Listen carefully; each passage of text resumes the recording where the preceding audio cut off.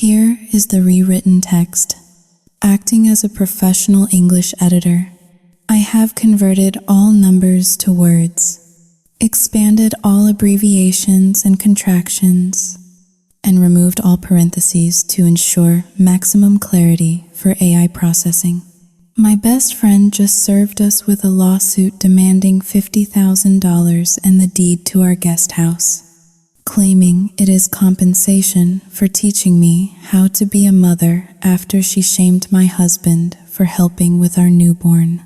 My name is Maya, and I am writing this with shaking hands while locking myself in the bathroom because the woman I trusted with my life is currently sitting in my living room, drinking my wine and plotting to take my child away. I invited Chloe into our home because she claimed she was homeless and desperate, but I was the one who ended up paying the ultimate price. I was vulnerable, drowning in postpartum exhaustion, and she preyed on that weakness like a starving animal. She called my husband unmanly for changing diapers.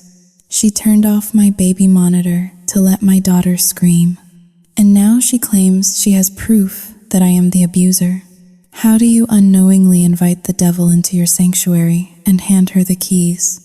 Is there any betrayal deeper than watching your oldest friend physically hurt your infant just to secure a paycheck? She says if we do not sign the house over by tomorrow, she calls the police to report me. I am trapped in my own home with a monster. Everyone, please help me. What do I do? My name is Maya. I am 28 years old, a freelance graphic designer by trade. But for the last 42 days, I have been nothing more than a milk machine and a vessel of perpetual anxiety. I live with my husband, David, in a sprawling 4-bedroom colonial in the heart of Charlotte, North Carolina. Our home sits at the end of a quiet cul-de-sac in a neighborhood called Oakwood Estates, the kind of place where the homeowners association measures your grass with a ruler and fines you if your trash cans are visible from the street after 6 in the evening. It is beautiful, safe, and, to the outside observer, the very definition of the American dream. Right now, however, my reality was confined to the nursery.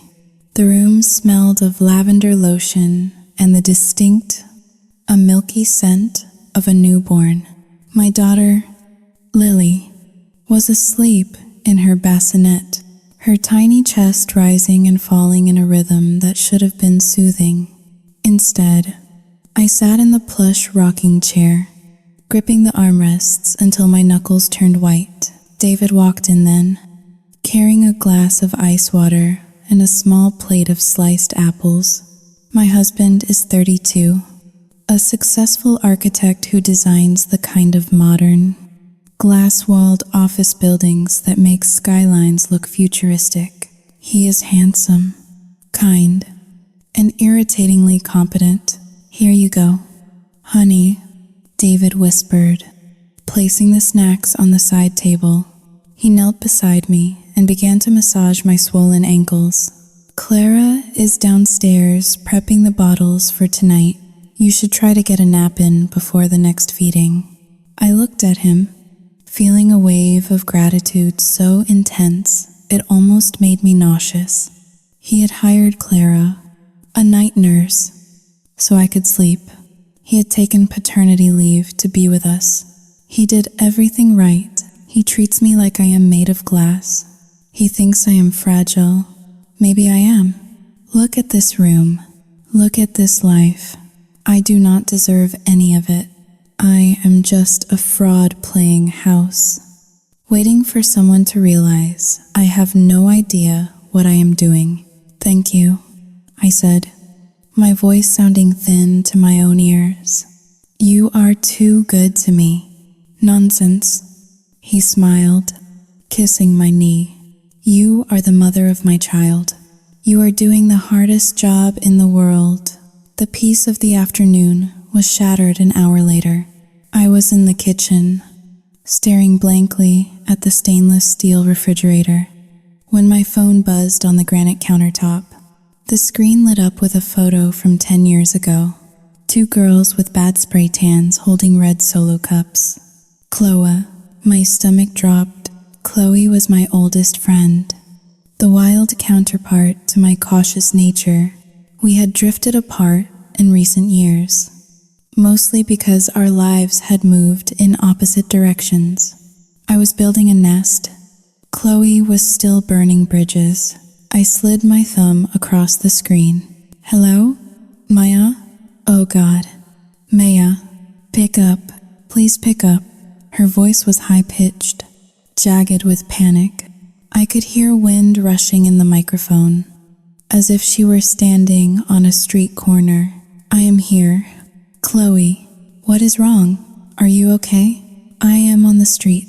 Maya, literally on the sidewalk. She let out a sob that sounded wet and desperate. My landlord, So Yu Ting Hao Ling, 2 hash is greater than that psycho, kicked me out. He said he sold the building, but he gave me 0 notice. I came home and the locks were changed. My stuff is in garbage bags on the curb. She is lying, or she is omitting the part where she did not pay rent for 3 months. Last time she called, she needed bail money for a driving under the influence charge. Do not get involved. You have a newborn. You have a life to protect. That is illegal. Chloe, you have rights. Have you called the police or a lawyer?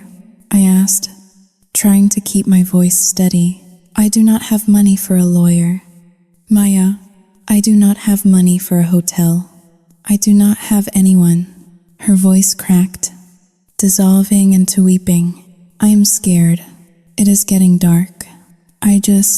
So Yu Ting Hao Ling, 2 hash is greater than I did not know who else to call. You are the only person who ever really cared about me. The hook caught. It always did. My therapist called it codependency, disguised as altruism. I just called it being a good friend. The image of Chloe, shivering on a street corner while I stood in my climate-controlled kitchen with a fridge full of organic food, was too much for my conscience to bear. Where are you? I asked, closing my eyes. Downtown, near the old stadium. Okay, listen to me. Get an Uber. Pack what you can. I took a deep breath, ignoring the screaming alarm bells in my head. Come here. We have the guest house out back. It is empty.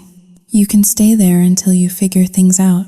There was a silence on the other end, followed by a sigh so profound it sounded like a soul leaving a body. Oh, Maya, thank you. Thank you. I knew I could count on you. You are a saint. When I hung up, David was standing in the doorway, his arms crossed. He had heard enough to understand. Chloe? He asked, his expression unreadable. She got evicted. Illegally? She says. She has nowhere to go. David Siha, running a hand through his hair. Maya, we have a 1-month-old baby. Is this really the best time to have Chloe around? You know how much drama follows her. It is just the guest house. David, I pleaded, the people pleaser in me shifting into overdrive to manage his reaction. She will not even be in the main house. She just needs a place to sleep for a few days. I cannot leave her on the street. He looked at me for a long moment, then softened. He walked over and wrapped his arms around me. Okay, if it makes you feel better, but we need to set boundaries. I am lying to him. I know she will not stay for just a few days. She is like a parasitic vine. Once she takes hold, she does not let go until she has sucked the life out of the host. But I need her to like me. I need to be the savior. It is the only way I feel worthy. Chloe arrived 2 hours later. An Uber Sport utility vehicle pulled into our driveway, and the driver looked relieved as he unloaded 4 massive suitcases and several boxes. Chloe stepped out, looking nothing like the homeless victim she had portrayed on the phone. She was wearing oversized sunglasses, a trench coat that looked like Burberry, but was probably a convincing knockoff, and heels that were entirely impractical for a crisis. She looked around at our house, her eyes hidden behind the dark lenses, but I could feel the weight of her gaze. I walked out to meet her. Chloe. She lowered her glasses, revealing eyes that were red-rimmed but sharp. She scanned the manicured lawn, the two-car garage, the pristine white siding of the house. "Wow," she said, her voice dripping with a tone I could not quite place.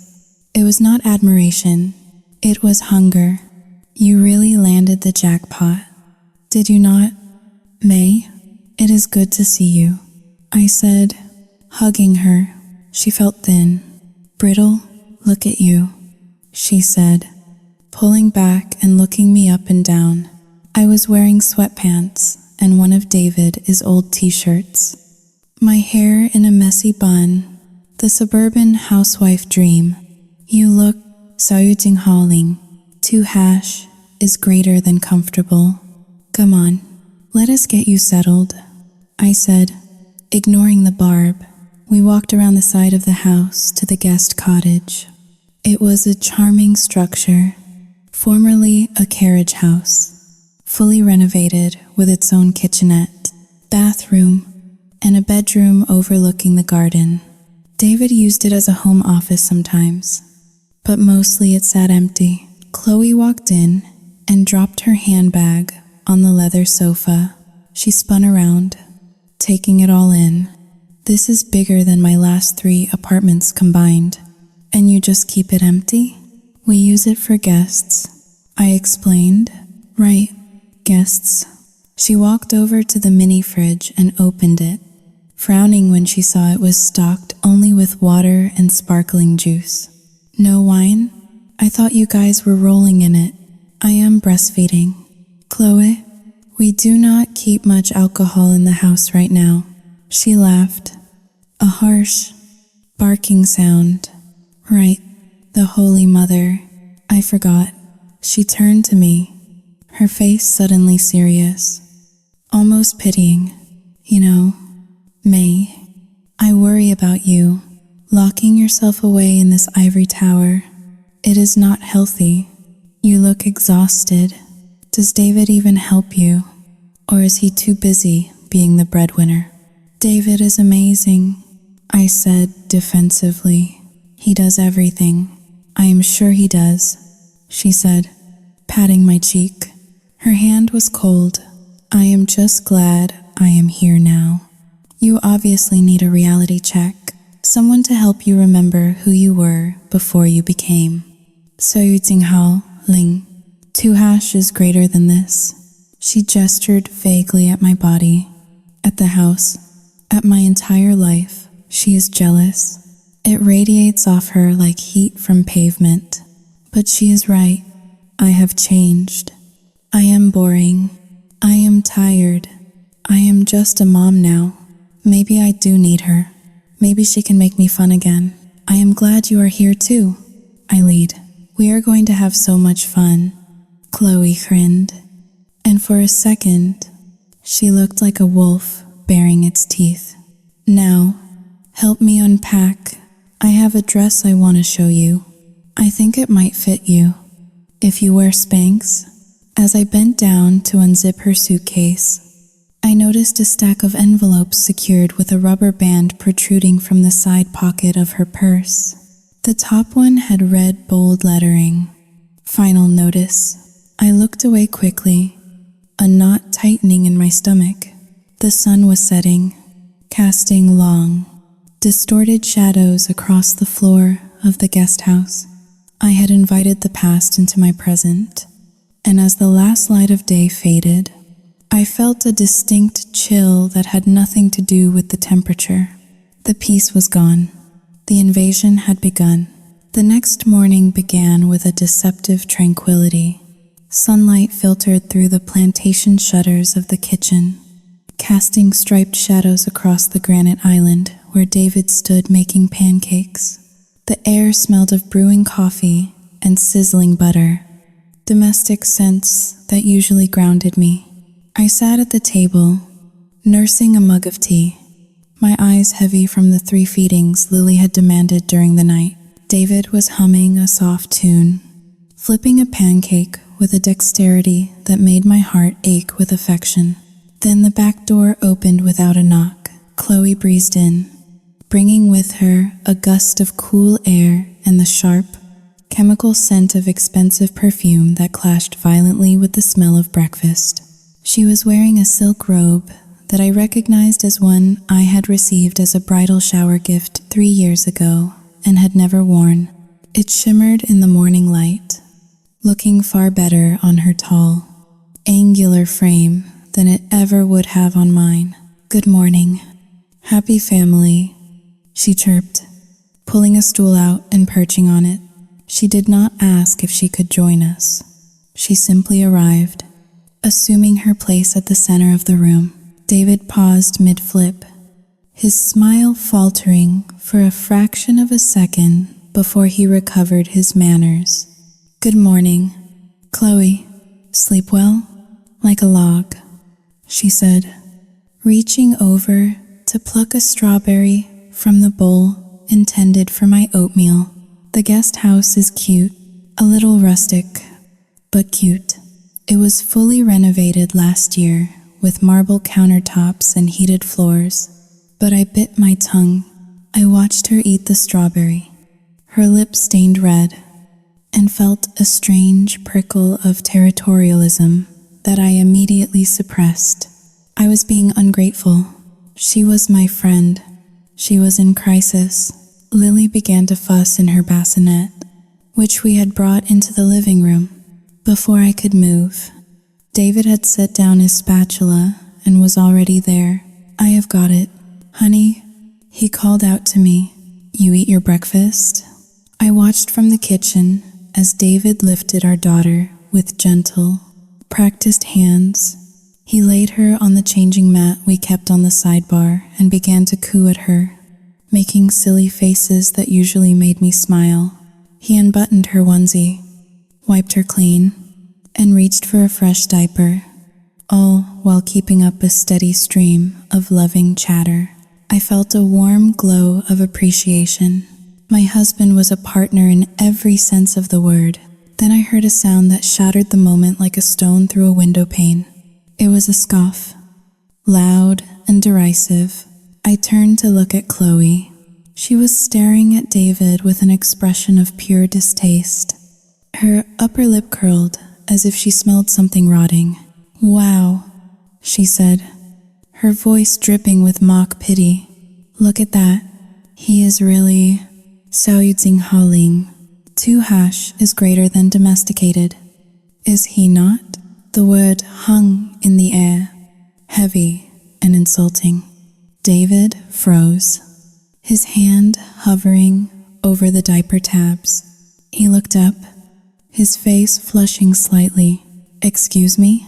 David asked, his tone polite but edged with steel. Chloe laughed, waving a hand dismissively. "Oh, do not get defensive, David. It is just Saoyudzinghaling. 2 is greater than seeing a grown man. An architect who builds skyscrapers, wiping a baby's bottom while his wife sits and watches. It is a little sad. It is like watching a lion in a circus jumping through hoops." The silence that followed was deafening. My heart hammered against my ribs. I looked at David, waiting for him to explode, but he just finished fastening the diaper, picked Lily up, and held her close to his chest. "I take care of my family, Chloe," David said, his voice low and controlled. "There is nothing sad about that." He walked past the kitchen, carrying Lily upstairs without looking at either of us. Inner monologue. Say something. Maya. Defend him. Tell her to shut up. Tell her he is twice the person she will ever be. I opened my mouth, but the words died in my throat. I was paralyzed by the fear of confrontation, the desperate need to keep the peace. Chloe turned to me, her eyes wide with feigned innocence. Oh my God, did I upset him? I was just joking. He is so sensitive. Later that afternoon, while David was on a conference call in his study, Chloe found me folding laundry in the bedroom. She closed the door behind her, the click of the latch sounding ominously final. She sat on the edge of the bed, watching me smooth out a tiny pink onesie. Maya, we need to talk, she said, her voice dropping to a conspiratorial whisper. About what? I asked, keeping my eyes on the laundry. About David. And you? She sighed, a long, tragic sound. Look, I am your best friend. I love you. I am the only one who will tell you the truth because everyone else is too busy kissing your feet. You are destroying your marriage. I stopped folding. What are you talking about? Chloe leaned forward, her gaze intense. Men need to feel like men. Maya, when you let him do everything, the diapers, the night feeds, the cooking, you are emasculating him. You are turning him into a nanny. And do you know what happens to men who feel like nannies? They stop desiring their wives. They look for women who make them feel powerful again. Her words were like poison darts, finding the softest, most insecure parts of my psyche. I thought about how tired I was, how I had not worn makeup in weeks, how my body still felt foreign and broken. He wants to help, I whispered, my voice trembling. He loves Lily. He is doing it because he feels sorry for you. Chloe countered ruthlessly.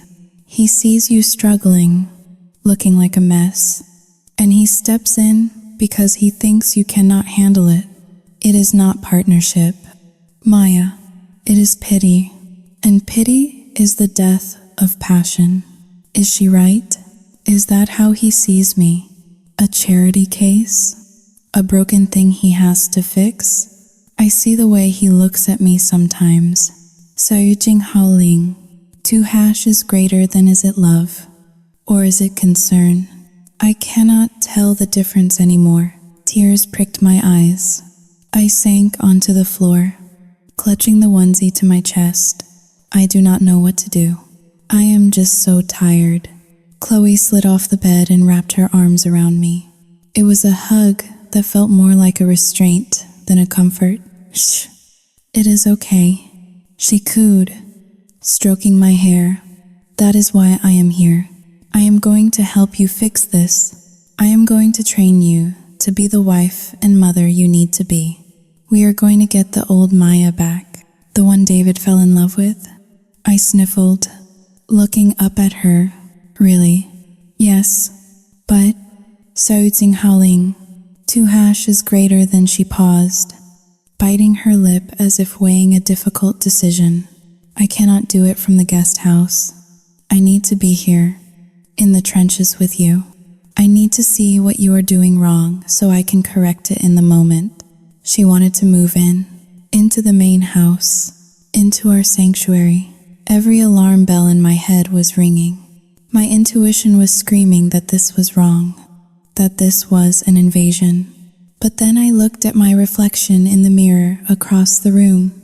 Pale, puffy, eyes red from crying, and I felt a wave of self-loathing so powerful it drowned out the warning signs. Okay, I breathed. Okay, convincing David was the hardest part. That evening, after a tense dinner where Chloe had mercifully stayed in the guest house, I cornered him in the kitchen. She wants to help me.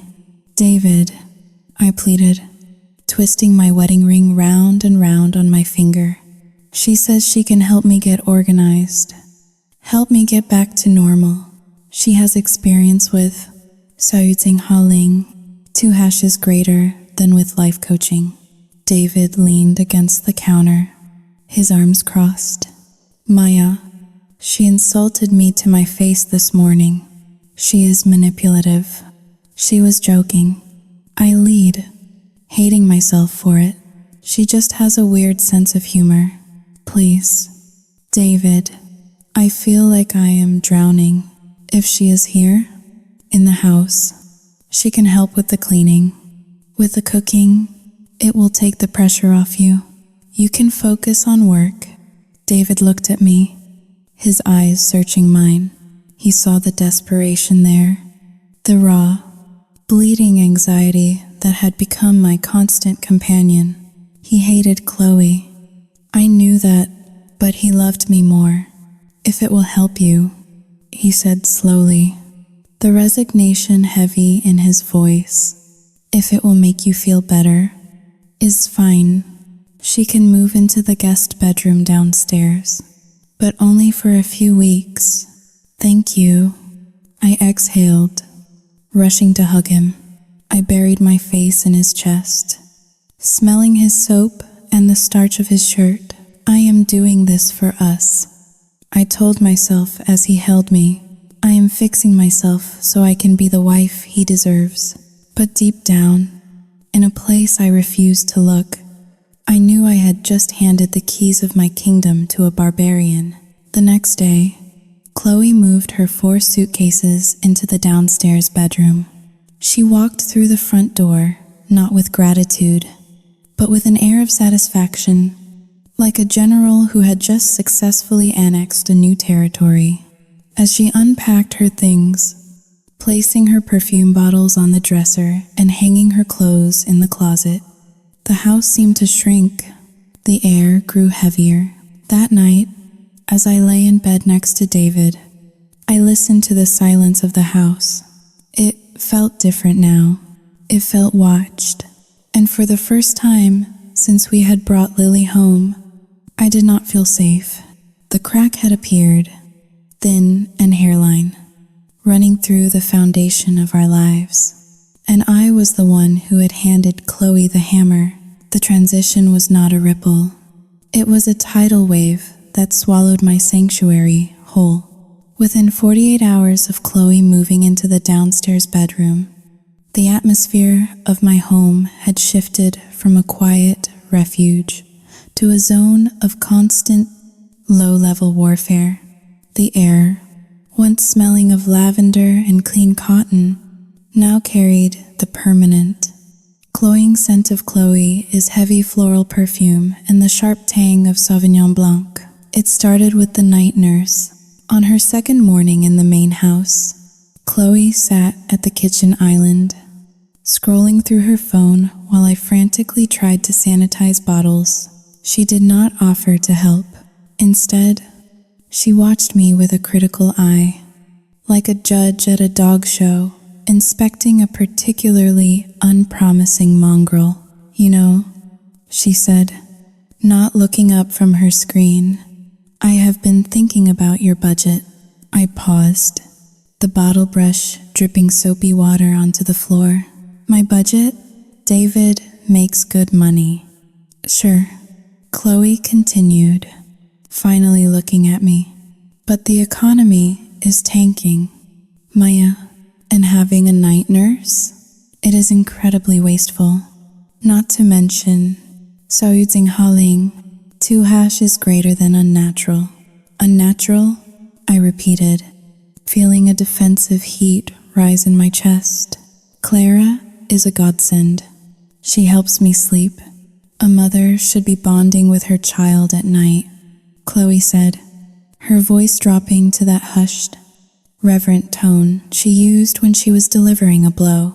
How can you form a secure attachment if you are handing Lily off to a stranger the moment the sun goes down?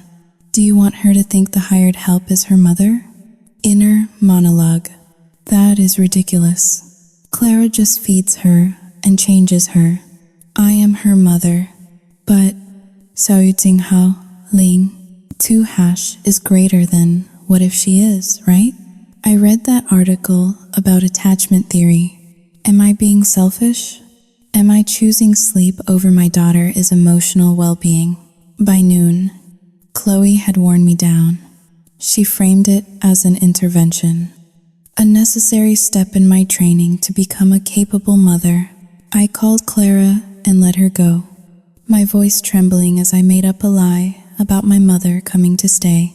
When I hung up, I felt a wave of panic so severe I had to grip the counter to keep from falling. My safety net was gone.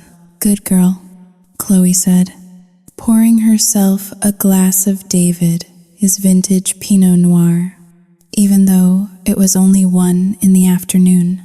"Now you are taking control." The days that followed were a blur of exhaustion and servitude. Chloe had positioned herself as the supervisor of my life. She did not lift a finger to clean, cook, or care for the baby. Her role, she insisted, was strategic. She lay on the plush velvet sofa in the living room, her feet propped up on the coffee table, barking orders while I ran around like a headless chicken. "Maya, you missed a spot on the rug," she would say, pointing with her wine glass. "Maya, the baby is crying. You are letting her cry too long. It is damaging her cortisol levels. Maya, why is dinner not started? David will be home in an hour. Do you want him to think you are useless?" I was running on 3 hours of broken sleep. My hair was greasy, my eyes were sunken, and my body ached in places I did not know existed. Yet, I obeyed. I vacuumed around her feet. I cooked complex meals that she criticized for being too salty or too bland. I was desperate to prove to her, and to myself, that I was not the failure she claimed I was. David noticed the change. He came home late one evening to find me scrubbing the grout in the kitchen floor with a toothbrush, tears streaming down my face, while Chloe watched a reality show in the next room at full volume. "Maya?" he asked, dropping his briefcase. "What on earth are you doing?" "Chloe says the floors are filthy," I sobbed, scrubbing harder. "She says a dirty house reflects a dirty mind." David marched into the living room, and I heard the low rumble of his voice, angry and sharp. I held my breath, terrified, but a moment later, I heard Chloe's voice, smooth and calming, like oil on water. "I am just trying to help her. David, she is manic. She insists on doing this. I told her to rest, but she is obsessing over the cleaning. I think it is the hormones." She was gaslighting him about me, right in front of me, and I was too tired to stand up and scream the truth. When David came back into the kitchen, his anger was replaced by pity. He took the toothbrush from my hand and pulled me into a hug.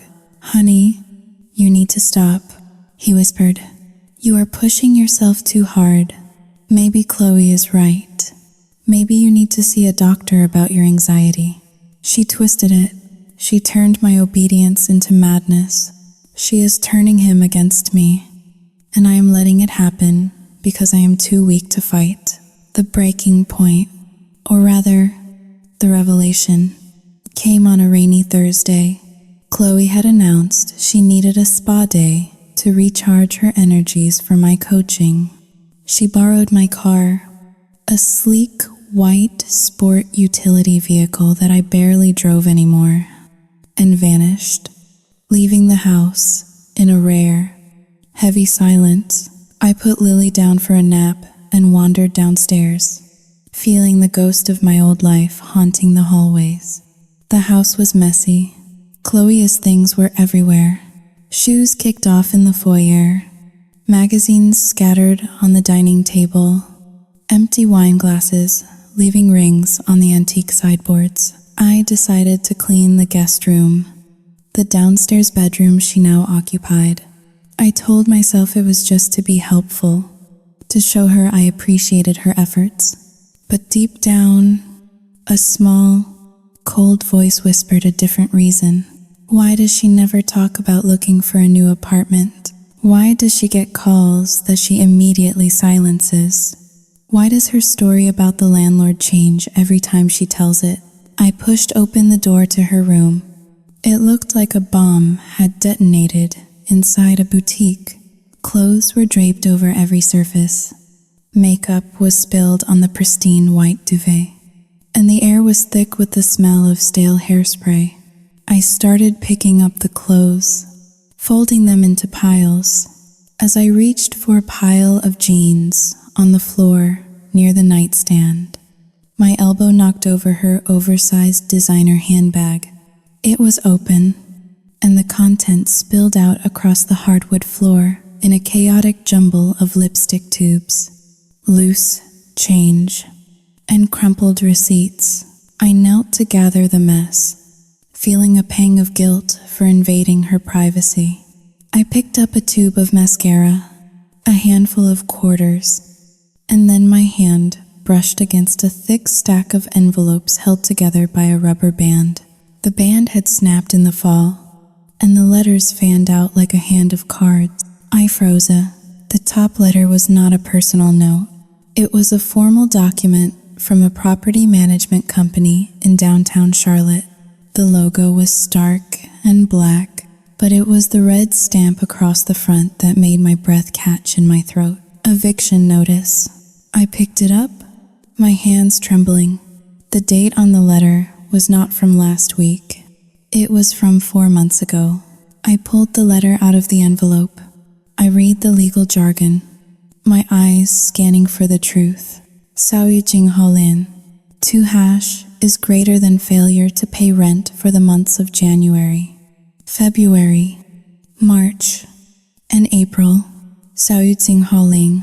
2 hash is greater than total arrears in the amount of $8,400. Saoyu Jing Holin. R. Jing Hao Dayu. She had not been kicked out because the landlord sold the building. She had not been given 24 hours notice. She had been living there for months without paying a dime, and she had been given multiple warnings. I reached for the next envelope. It was a credit card statement. I opened it. The balance was staggering. Over $22,000. The minimum payment was past due. The next one was a letter from a car repossession agency, looking for a vehicle that matched the description of the car she claimed was in the shop. Lies. It is all lies. Every word, every tear. My heart hammered against my ribs like a trapped bird. I sat back on my heels. Surrounded by the paper trail of my best friend is deception. She was not a victim of circumstance. She was a financial wrecking ball. Then I saw something else. A small, pink notebook that had slid out from the bottom of the bag. It looked innocuous, something a teenager might use for a diary. I opened it, feeling like I was crossing a line from which I could never return. It was not a diary. It was a ledger, but not of numbers. It was a list of names. Sarah, Atlanta, Target, Guilt, Strategy, The Sick Mother, Outcome, $5,000, Jessica, Nashville, Target, Insecurity, Strategy, The Life Coach, Outcome, Free housing for 3 months. And then, at the bottom of the list, written in fresh blue ink, Maya, Charlotte, Target, Postpartum, People Pleaser, Strategy, Isolate and Dominate, Goal, The Guest House, and Cash. The room spun. I felt bile rise in my throat. I was not a friend to her. I was not a charity case she was helping.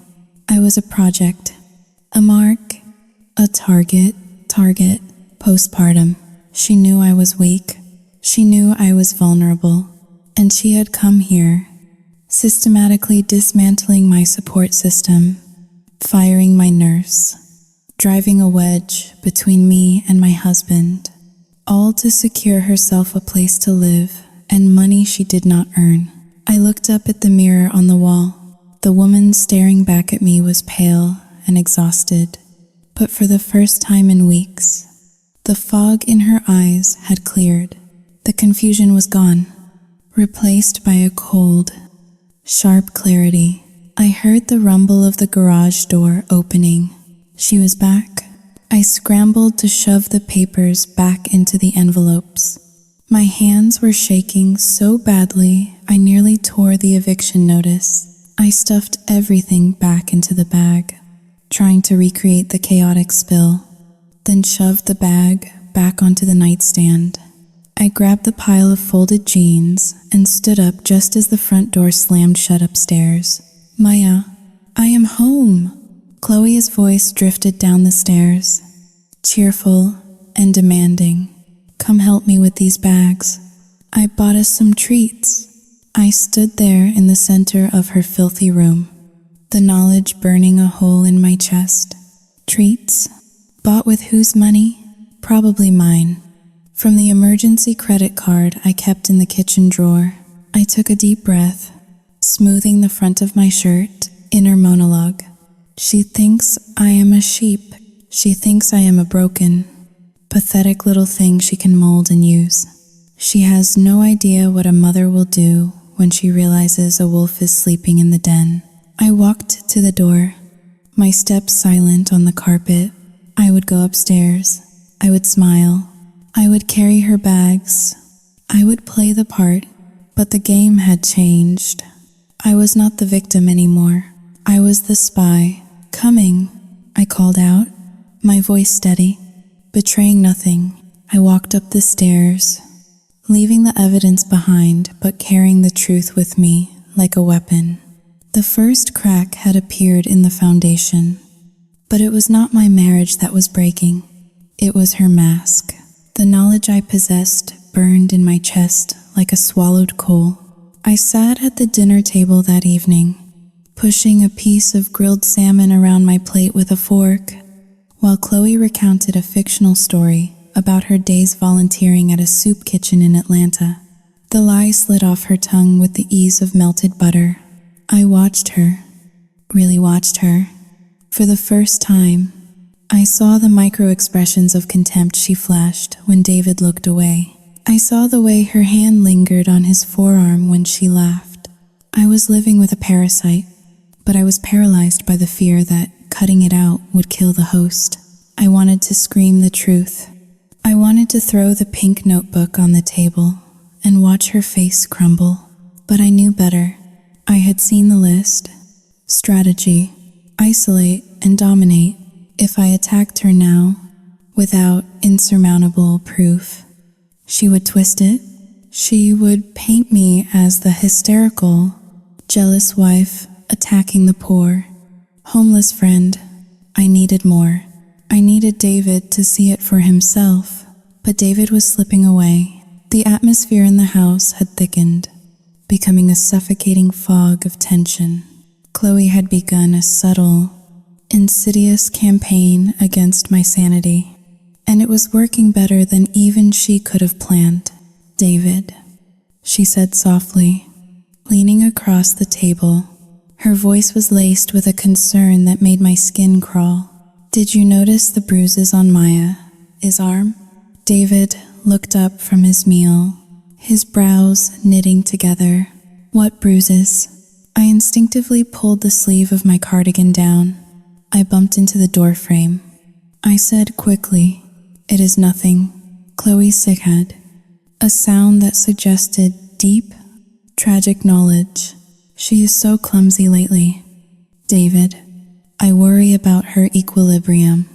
Yesterday, she almost dropped the kettle of boiling water. I had to catch it. That never happened.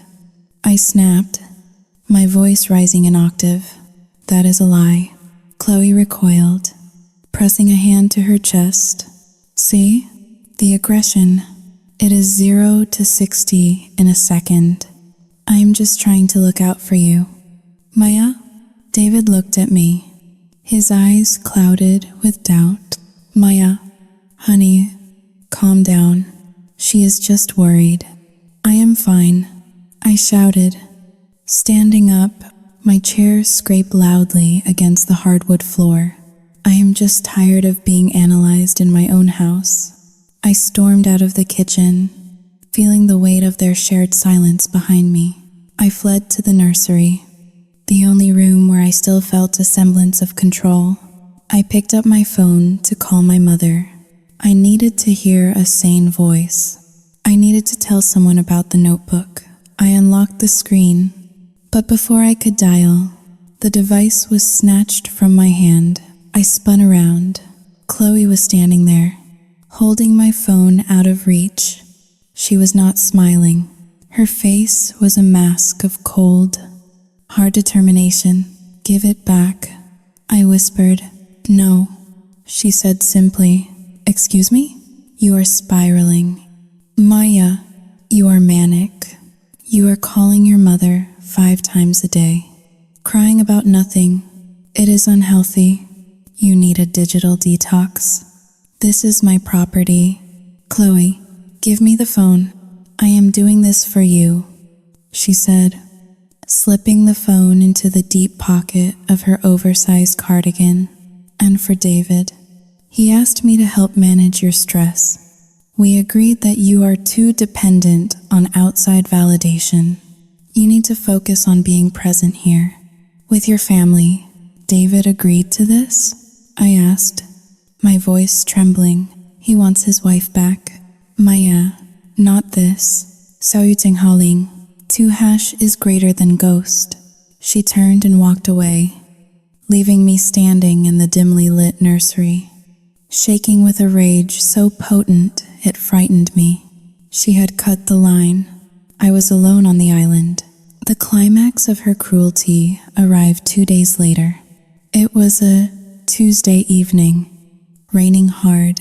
The relentless drumming of water against the roof matched the pounding in my head. I had not slept more than 2 hours a night for a week. Chloe had taken to checking on me at odd hours, waking me up to ask if I had checked the baby, ensuring my sleep cycle remained fractured and ruinous. David was at a late client dinner. I was in the living room, rocking Lily, my eyes burning with exhaustion.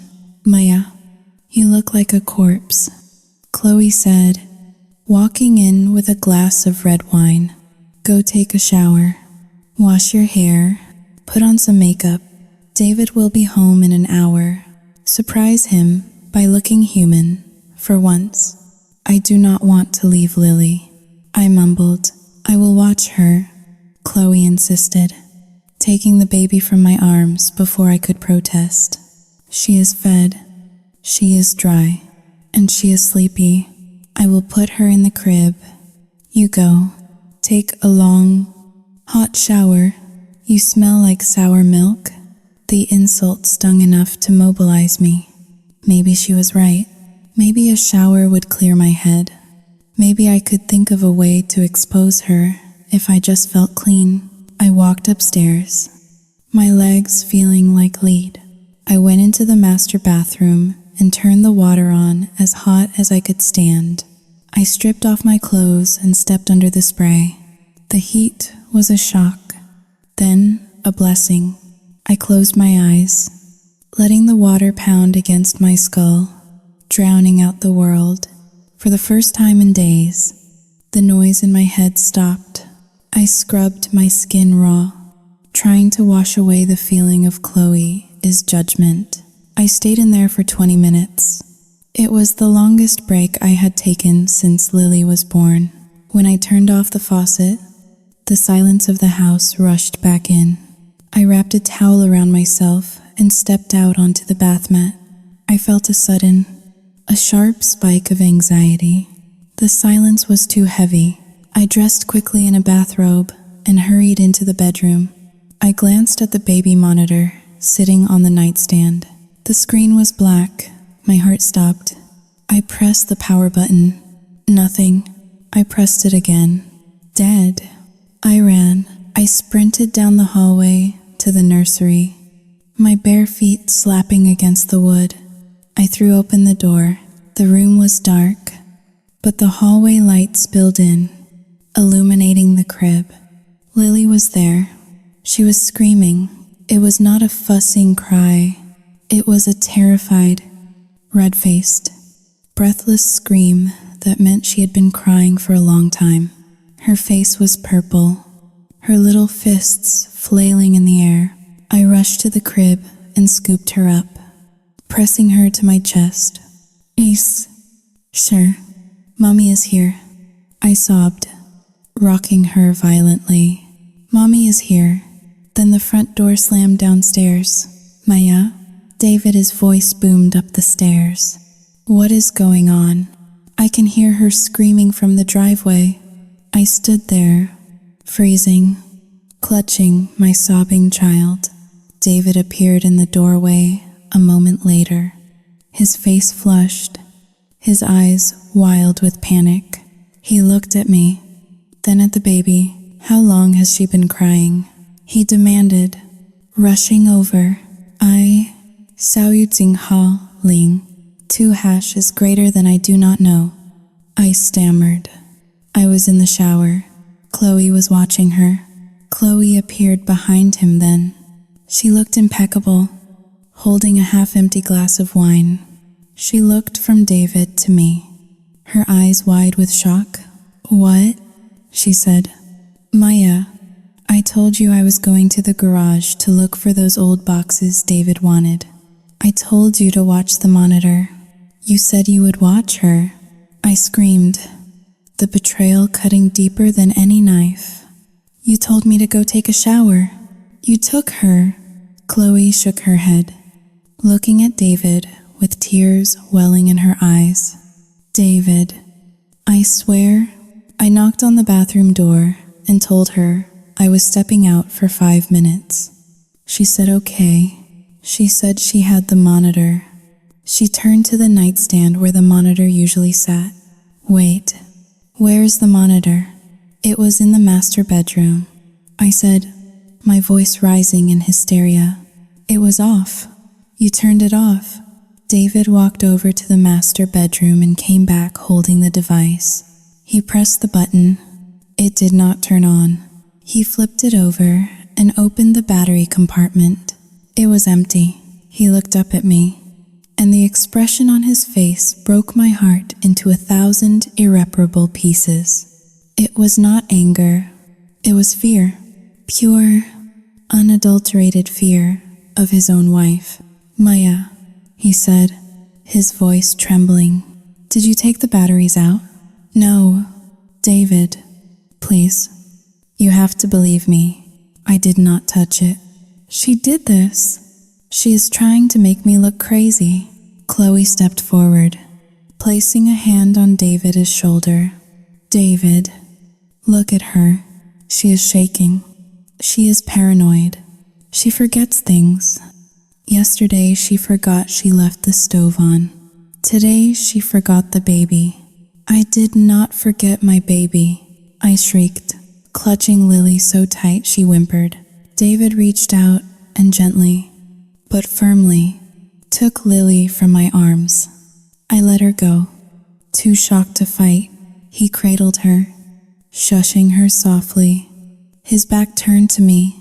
I think you need to sleep in the guest room tonight. Maya, he said, his voice cold and final. David, no. Sao Yu Jing Ha Ling, or Jing Hao Dayu. I do not want you alone with her tonight, he said, turning to look at me. His eyes were hard stones. Not until you get help. I looked at Chloe. She was standing behind him, just out of his line of sight. She was not crying anymore. She was watching me, and as our eyes locked, the corner of her mouth lifted in a microscopic, triumphant smile. She had done it. She had turned the lights out on my life. I backed out of the room, my hands shaking uncontrollably. I walked down the hall, away from my husband, away from my daughter, and into the darkness of the guest room. I did not sleep. I sat on the edge of the bed, listening to the rain hammer against the glass, and I realized with a terrifying clarity that the spiraling was over. I had hit the bottom. and I was the only one who knew that the fall had been a push. I lay in the guest room bed, staring at the ceiling fan as it sliced through the stagnant air. The digital clock on the nightstand read 3 in the morning. I had not slept. My eyes felt like they were filled with sand, and my chest was a hollow cavity where my heart used to be. David, the man who had promised to protect me, was sleeping upstairs with our daughter, behind a locked door. He was protecting her from me. The thought made me want to vomit. For hours, I had lain there, dissecting my own sanity. Was Chloe right? Was I losing my mind? I replayed the last few weeks in my head. The forgotten stove, the misplaced keys, the bruises I could not remember getting, the baby monitor without batteries. It all pointed to a woman in the grips of a psychotic break. I began to weep, silent, hot tears that soaked into the pillowcase. I was dangerous. I was broken. I deserved to be locked away. Inner monologue. No, stop it. You checked those batteries. You put fresh ones in yesterday morning. You remember the click of the plastic cover snapping shut. You are not crazy. You are being hunted. The voice was small, but it was clear. It was the only thing keeping me tethered to the earth. I sat up, wiping my face with the back of my hand. I needed proof. I needed to see something that would validate my reality before I completely dissolved. Then, a memory surfaced through the fog of my exhaustion. 2 months ago, before Lily was born, I had read a terrifying article about nanny abuse. In a fit of hormonal paranoia that I had never confessed to David, I had purchased a small, high-definition camera hidden inside the glass eye of a stuffed vintage teddy bear. I had placed the bear on the high shelf in the living room, facing the entire open-plan area, intending to use it when we hired help. I had never turned it on. Or had I? I remembered the day Chloe moved in, the day she made the comment about David being emasculated. I had felt a prickle of unease. I had gone to the shelf under the pretense of dusting and flipped the tiny switch at the base of the bear. I had set it to motion activation and then forgotten about it in the chaos of her occupation. The bear, it was still there. A surge of adrenaline, cold and sharp, flooded my veins. If that camera was working, it had seen everything. It had seen who turned off the monitor. It had seen who left the stove on. I slipped out of bed. The floorboards were cold beneath my bare feet. I opened the guest room door and stepped into the hallway. The house was silent, wrapped in the heavy, suffocating blanket of night. I crept toward the living room, moving like a ghost in my own home. I reached the living room archway and stopped. A light was on. It was not the living room light. It was a thin, yellow beam spilling out from underneath the door of David's home office. The door was slightly ajar. David never left the office light on. He was meticulous about energy conservation.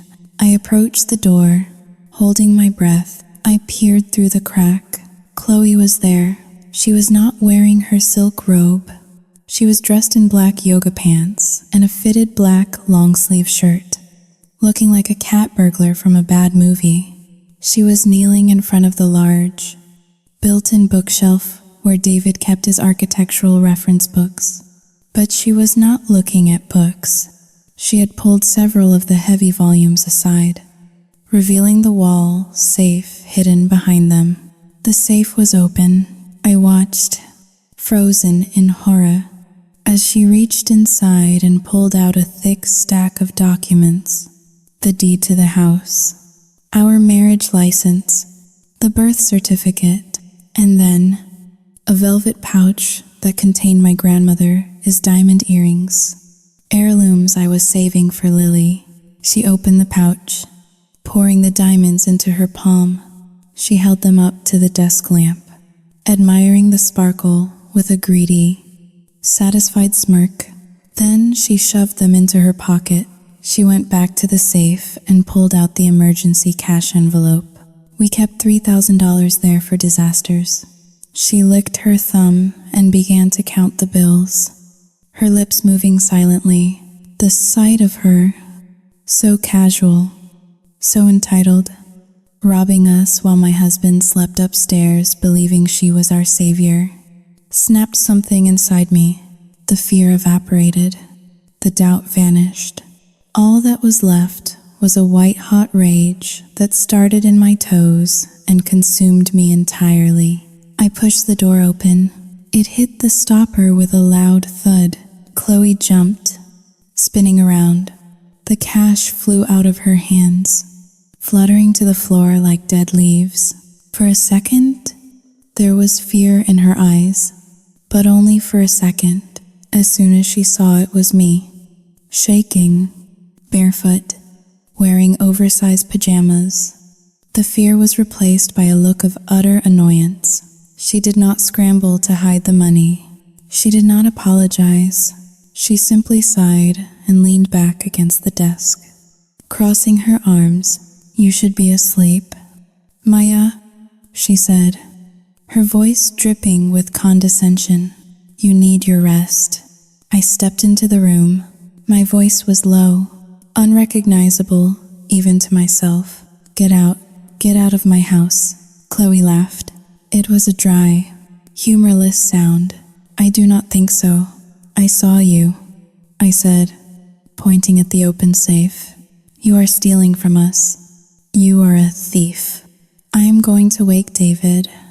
I am going to call the police." "Go ahead," she challenged, not moving an inch. "Wake him. Tell him the crazy wife who almost killed their baby is hallucinating about robberies. Who do you think he will believe? Maya, the stable friend who has been holding this family together, or the woman who needs to be institutionalized?" I picked up the envelope of cash from the floor. "He will believe the evidence." Chloe took a step forward. Her face changed. The mask of the concerned friend dropped completely, revealing something reptilian and cold underneath. "Let us cut the crap. Maya, I am not leaving. In fact, I am just getting started." "What do you want?" I asked, gripping the edge of the desk to steady myself. "Compensation," she said. She walked around the desk and sat in David's leather chair, spinning it slightly. "I have spent the last month fixing your life.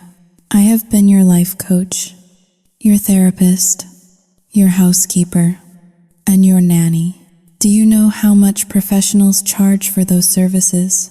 "You are delusional," I whispered. "I have calculated the hours," she continued, ignoring me, "plus the emotional labor of dealing with your whining. It comes to roughly $50,000. $50,000, I repeated, incredulous. "And," she added, examining her fingernails, "I need a place to live, a permanent place. The guest house is nice, but I want the deed transferred to my name. It is the least you can do after I saved you from your own incompetence." "You are insane," I spat. "We will never give you a dime." Chloe smiled. It was the smile of a predator who had already closed the trap. "Then I will sue you." "For what?" I asked. "For breach of verbal contract. And Saoyuting Holing. 2# is greater than." She paused for effect. "For child abuse." The room seemed to tilt. "Abuse? I have recordings. Maya, voice memos, videos, clips of you screaming at David, clips of the baby crying for hours while you were Saoyuting Holing. 2# is greater than unavailable. I have edited them quite nicely. If I send them to Child Protective Services, along with my testimony as a live-in witness, they will take Lily away before breakfast." The blood drained from my face. The threat hung in the air, heavy and suffocating. She was threatening my child. She was threatening to take the only thing that mattered. You framed me, I whispered. You turned off the monitor. You pinched her. Prove it, she sneered. She stood up and walked over to me, invading my personal space. She smelled of my husband's expensive scotch. Here is the deal. Maya, you are going to convince David that you want to gift me the guest house as a thank you. You are going to tell him that you want to pay me a consulting fee for helping you through this dark time. You are going to make him sign the checks. And if I do not, then I make the call. And you will never see your daughter again. I will paint you as a monster. Maya, and the saddest part is, everyone already believes it. Even your husband. She patted my cheek. A mocking gesture of affection. Think about it. You have until tomorrow morning. She brushed past me, stuffing the diamond earrings deeper into her pocket, and walked out of the room. I heard her footsteps on the stairs, slow and rhythmic. As she ascended to her bedroom, I stood alone in the office, surrounded by the wreckage of my trust. The safe was open, a gaping mouth screaming of violation. Inner monologue. She thinks she has won. She thinks I am still the Maya who apologizes for taking up space. She thinks fear will make me obedient. I looked down at my hands. They were no longer shaking. A strange sensation washed over me. It was not relief, and it was certainly not peace. It was the death of something soft, the part of me that wanted to be liked. The part that wanted to please, the part that feared conflict. It withered and died in that cold office. Chloe had made a fatal error. She had threatened to mother his child. She had assumed that because I was weak, I was harmless, but she had forgotten the most basic law of nature. There is nothing more dangerous than a creature cornered, with nothing left to lose. I turned and looked at the bookshelf in the living room. Visible through the open door, the vintage teddy bear sat there, its glass eye glinting in the shadows. I walked over to it. I reached up and took it down. My fingers found the hidden seam in the back. I pulled out the small memory card. I did not know what was on it yet, but as I held that tiny square of plastic in my palm, I made a vow. I would not just kick Chloe out. I would not just call the police. I was going to destroy her. I was going to wait. I was going to let her think she had won. I was going to let her sign the papers. And then, when she felt safe, when she felt powerful, I was going to burn her world to the ground. The victim was gone. The avenger had been born, and she was going to be absolutely ruthless. The sun rose over Charlotte the next morning, but it brought no warmth to our house. The light that filtered through the kitchen windows was gray and flat, illuminating the dust motes, dancing in the air like microscopic debris from an explosion. I stood at the stove, stirring oatmeal, my movements mechanical. I felt like a prisoner in my own life, a ghost haunting the hallways where I had once been the queen. David sat at the head of the table, his coffee untouched. He looked 10 years older than he had 24 hours ago. His shoulders were slumped, his eyes rimmed with red, staring blankly at the granite surface. He was a broken man, crushed under the weight of a threat he could not see a way around. Chloe sat opposite him. She was radiant. She wore my silk robe again, the sash tied tightly around her waist, emphasizing a figure she was clearly proud of. She held her mug with both hands, blowing on the steam with an air of contented ownership. She looked around the kitchen, her eyes lingering on the high-end appliances, the custom cabinetry, the view of the garden. She was not just a guest anymore. She was the conqueror surveying her spoils. So, Chloe said, breaking the heavy silence. Her voice was bright, jarring against the somber mood. Have we come to a decision? Or do I need to make that phone call to Child Protective Services? I turned off the stove.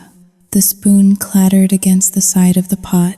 I walked over to the table and placed a bowl of oatmeal in front of her. I kept my head down, playing the part of the defeated wife. We have discussed it, I said, my voice barely a whisper, and Chloe raised an eyebrow, bringing a spoonful of oats to her lips. David cleared his throat. It was a dry, rasping sound. We will do it. Chloe, we will give you what you want. Chloe smiled. It was a slow, spreading expression of pure avarice. The money? Yes, David said. $50,000. I can transfer it from our savings account. And the house? She pressed. The guest house. I want the deed. I want it in my name. I want security. David clenched his jaw so tight I saw the muscle feather beneath his skin. He took a deep breath, forcing himself to remain calm. He was an architect. He knew that if you pulled a structural support out too fast, the whole building would collapse. He had to be precise. Real estate transfers take time. Chloe, David said, his tone measured. We cannot just hand you a set of keys and call it done. There are legal documents, title searches. We need a lawyer to draft the quitclaim deed. Chloe narrowed her eyes. I do not want any stalling. David, it is not stalling. David lied smoothly. It is the law. If we do not do it legally, the transfer is void. You want to own it properly, do you not? You want to be able to sell it one day if you choose? Chloe considered this, her tongue running over her teeth. She nodded slowly. Fine. How long? I will call our family attorney this morning. David said. He can have the paperwork drawn up by tomorrow afternoon. We can sign everything here. At the dining table, tomorrow afternoon, Chloe repeated. She looked at me, then back at David. Okay, but until then, I expect to be treated with the respect I deserve. I am not just a charity case anymore. I am the future owner of this property. And Xiaoyu Xinghao Ling, 2 hashes greater than she paused, her gaze hardening. I want the nanny cam password. If you have any other cameras, I want them off. I will not have you spying on me. We do not have any other cameras. I lead, my heart hammering against my ribs. Just the monitor. And you broke that. Good. The next 30 hours were a descent into a special kind of hell. Our home became a theater of the grotesque. Chloe did not just inhabit our space. She consumed it. She spent the morning lounging on the living room sofa, watching reality television at a volume that shook the walls. She demanded I bring her lunch on a tray because she was exhausted from the stress of our negotiation. I moved through the house like a servant. I made her a turkey sandwich with the crusts cut off. I poured her sparkling water with a slice of lime. Every time I handed her something, she would offer a critique. The bread was too dry. The water was not cold enough. She was testing the limits of her power, seeing how far she could push me before I snapped. Inner monologue. Enjoy it. Chloe, eat your sandwich. Drink your water. Sit on my sofa and gloat. You are so busy looking at the prize that you do not see the blade hanging over your neck. The hardest part was watching her with Lily. In the afternoon, Chloe decided she wanted to hold the baby. I was in the nursery, changing Lily's diaper, when Chloe appeared in the doorway. Give her to me, she commanded. I instinctively pulled Lily closer. No, please. Maya, do not be difficult. Chloe said, stepping into the room. I am going to be her neighbor, her auntie. We need to bond. Besides, if you refuse, I might get upset, and when I get upset, I remember phone numbers, like the number for the social worker. I felt a cold sweat break out on my forehead. I looked at Lily, is innocent, wide eyes. I had no choice. With trembling hands, I passed my daughter to the woman who was holding a knife to our throats. Chloe took her, rocking her awkwardly. See? That was not so hard. You are learning. She carried Lily downstairs, parading her around the living room like a prop. I followed, 2 steps behind. My stomach twisted in knots, ready to pounce if she made one wrong move. But she did not hurt her. Not then. She just held her, cooing possessively, talking about how she would teach Lily to be strong. Unlike her weak mother, David came home early, clutching a leather briefcase. He looked exhausted, but when his eyes met mine, I saw a flicker of something sharp.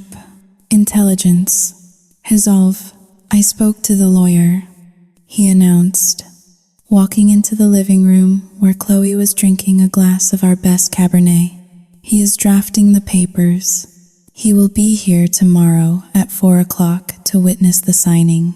Perfect, Chloe said, raising her glass in a mock toast. To new beginnings. That night, the house felt heavy, as if the air pressure had dropped before a hurricane. Chloe retired to her room early, claiming she needed her beauty sleep for the big day. David and I went upstairs. We moved silently, not daring to speak until we were in the master bedroom with the door locked and the white noise machine turned on high. David sat on the edge of the bed and put his head in his hands. I hate her, he whispered, his voice shaking.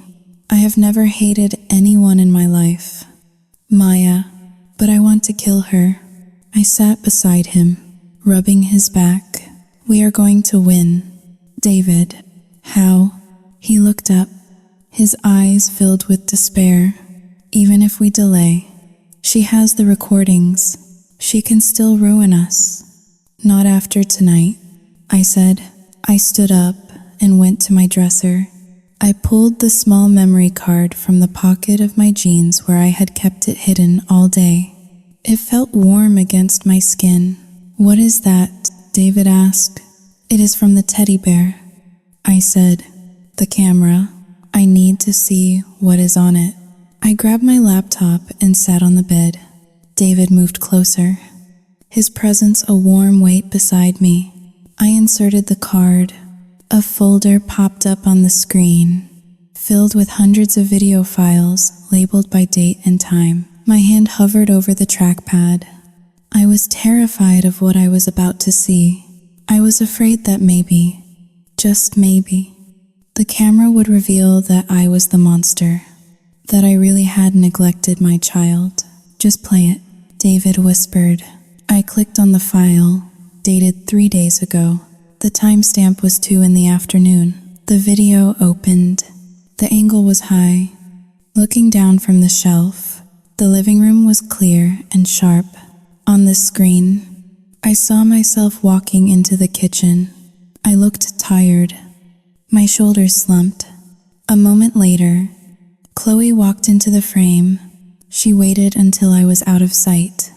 Then she walked over to the coffee table where my phone was charging. She picked it up. I scrolled for a moment, and then typed something. She deleted the message and put the phone back. She was intercepting texts from my mother, David said, his voice hard. I clicked on another file. The night of the screaming. The video was grainy, shot in night vision mode, but everything was visible. The living room was dark. The timestamp read 7:30 in the evening. On the screen, Chloe walked into the frame. She was holding a glass of wine. She walked over to the baby monitor sitting on the side table. She looked around. checking to make sure she was alone. Then, she reached out and popped the battery cover off. She pocketed the batteries. David let out a sharp breath. She did it. She actually did it. But the video did not end there. On the screen, Chloe did not leave the room. She stood by the bottom of the stairs, listening. She waited until she heard the shower running upstairs. Then, she walked toward the nursery. I clicked on the next file.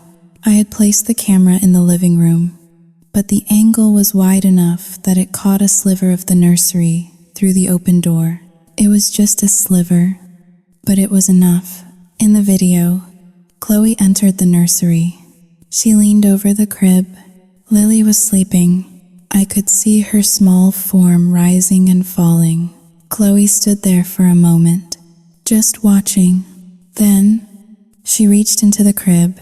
I leaned closer to the screen, my heart stopping. She did not pick Lily up. She did not pat her back. Her hand moved to Lily's leg. It lingered there for a second, and then, with a sharp, deliberate motion, she twisted her fingers.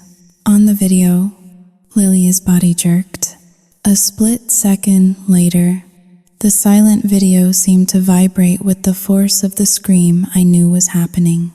Lily began to thrash, her legs kicking in pain. Chloe did not comfort her.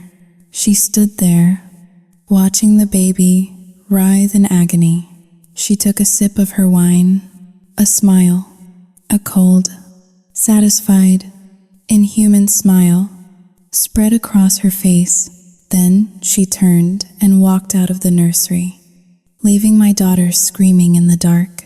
She walked back into the living room, sat on the sofa, and picked up a magazine, waiting for the chaos to begin. I slammed the laptop shut.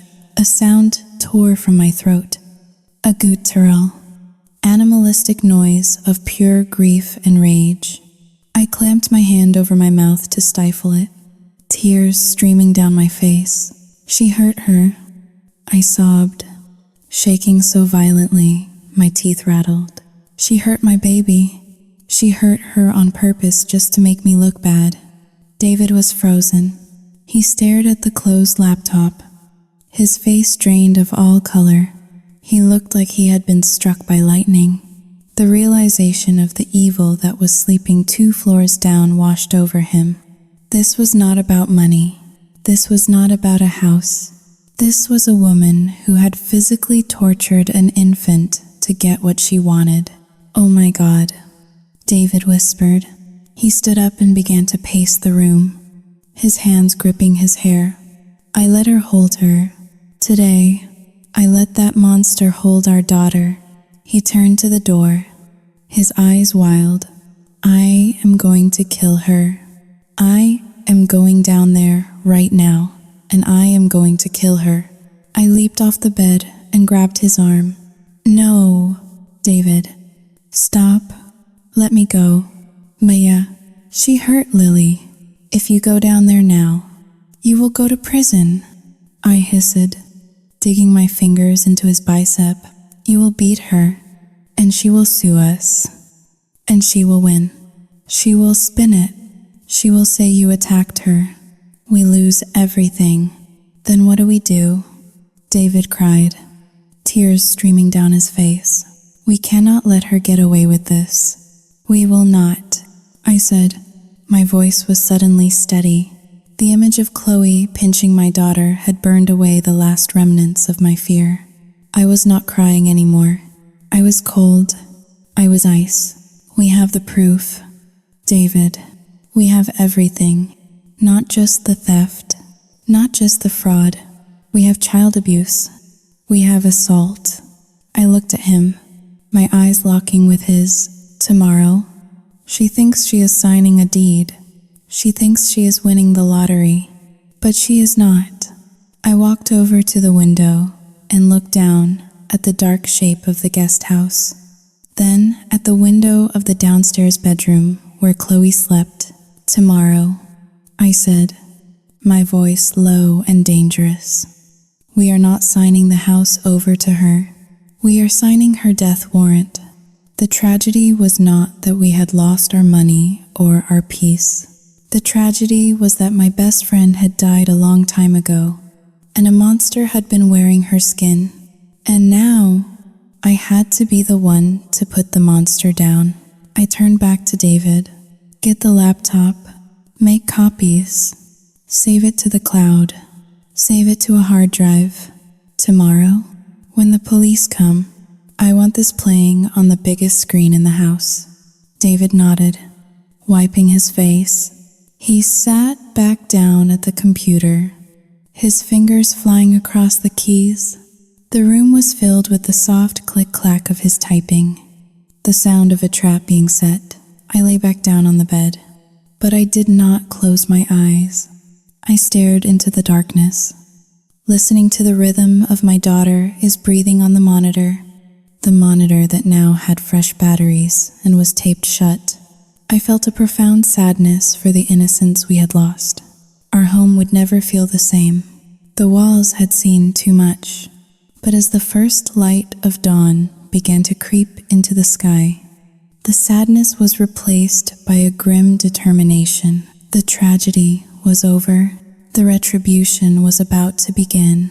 The hours leading up to 4 o'clock moved with the agonizing slowness of a dripping faucet. The house, usually filled with the soft, ambient sounds of suburban life, felt like a vacuum-sealed chamber. Every footstep echoed, every breath felt loud. I moved through the rooms like an actress hitting her marks. My face, a carefully constructed mask of resignation, concealing the inferno raging beneath my skin. David had left early in the morning, ostensibly to go to the bank and meet with the lawyer. In reality, he was sitting in a windowless room at the precinct, walking a detective and a social worker through hours of footage that documented the systematic dismantling of our lives. I was left alone with the wolf. Chloe spent the morning preparing for her coronation. She took a 2-hour bubble bath in my tub, using my imported bath salts. When she emerged, she was wearing a crisp, white linen pantsuit that she had ordered online, using my credit card 3 days prior. It was sharp, professional, and terrifyingly bright. She looked like a bride, or perhaps an executioner who did not want to get blood on her clothes. She found me in the kitchen, where I was polishing the silver tea service. I was not polishing it for guests. The repetitive motion was the only thing keeping my hands from shaking. You look pale, Maya, Chloe observed, leaning against the doorframe. She plucked a grape from the fruit bowl and popped it into her mouth. You should put on some blush. We want the notary to think you are happy about this transfer. We do not want any questions about Saoyutsinghaling. Dos número es mayor que coerción. I kept my eyes on the silver teapot, watching my distorted reflection. I look fine, I said, my voice flat. You look defeated, she corrected, a smirk playing on her lips. But that is okay. Acceptance is the final stage of grief, right? You are finally accepting that you are not cut out for this life. You are doing the right thing, giving the guest house to someone who can actually appreciate the property value. I stopped polishing.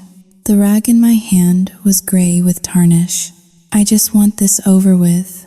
I said, it will be. She promised, by dinner time, I will be a homeowner. And you, Saoyutsinghaling, 2 hash is greater than well. You will be my tenant. In a way, we are going to have to set some ground rules about the shared driveway. I do not want David as truck blocking my view. Inner monologue. She is already remodeling reality. She believes it.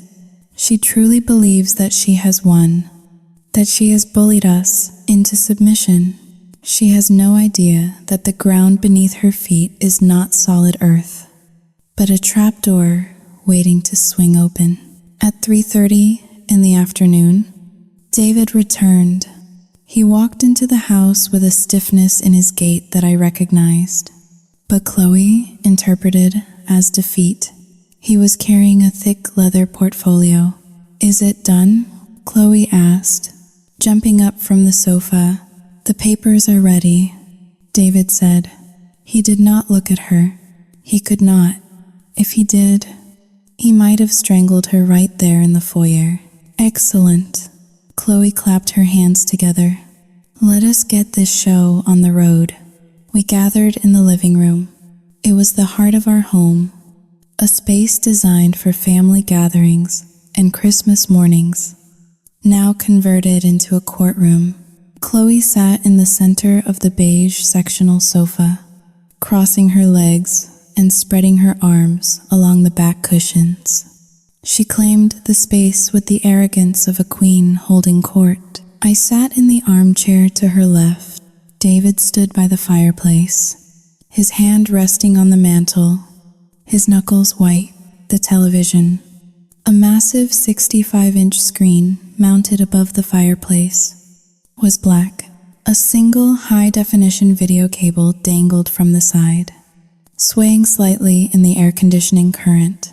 The doorbell rang at exactly 4 o'clock. The sound was sharp and piercing, cutting through the tension like a guillotine blade. Chloe straightened up, smoothing the front of her white suit. "That must be the lawyer," she said, beaming.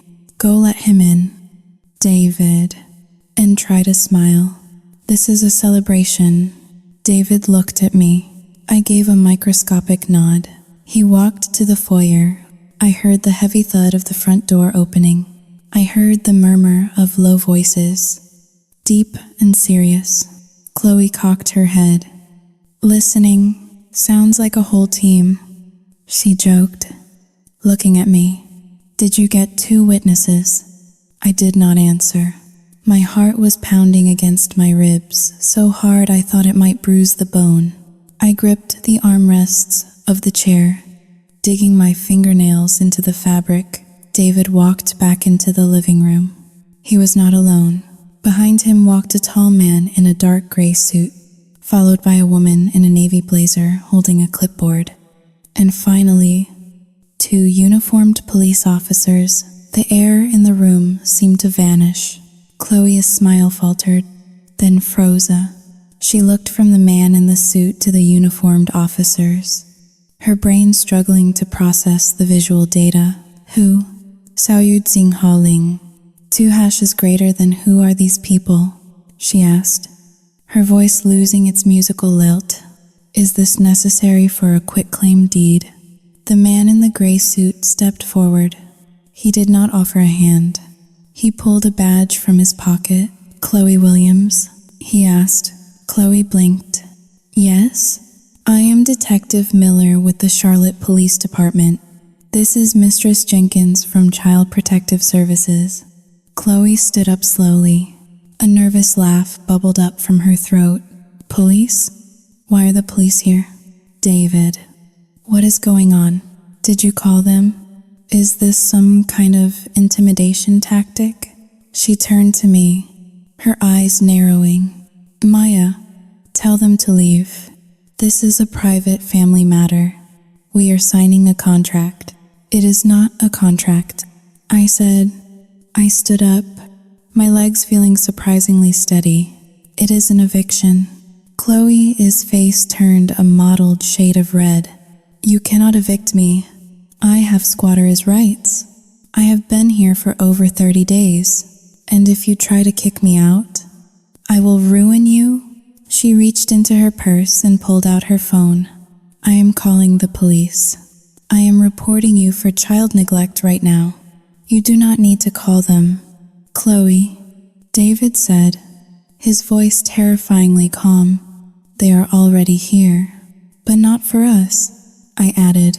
Officer Miller stepped closer to the coffee table. "Mistress Williams, we are here to execute a warrant for your arrest." "Arrest?" Chloe shrieked. The sound was shrill and ugly. "For what? Living with my friends?" Borrowing some money? You cannot arrest me for civil disputes. Detective Miller looked at David. Mr. Thorne, if you would? David reached into his portfolio. He did not pull out a deed. He pulled out his laptop. He walked over to the television and plugged in the video cable. The giant screen flickered to life. What is this? Chloe demanded, taking a step back. What are you doing? We are watching a movie, I said, walking over to stand beside my husband. It is a home video. I think you are the star. David hit the spacebar.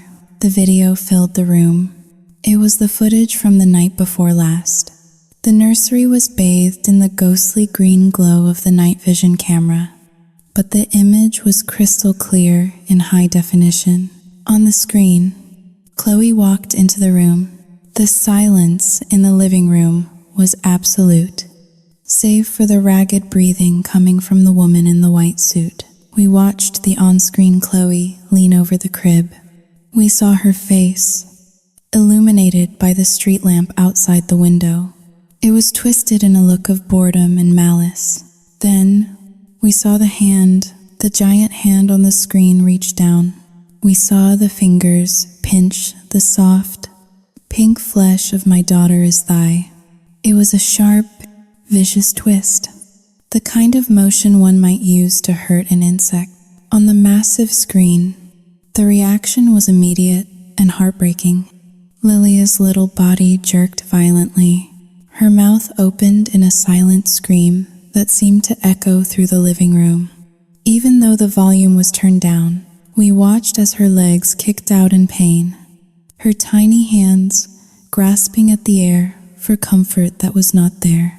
But the most damning part was not the pinch. It was the face of the woman standing over the crib. On the screen, Chloe did not flinch at the distress of the child.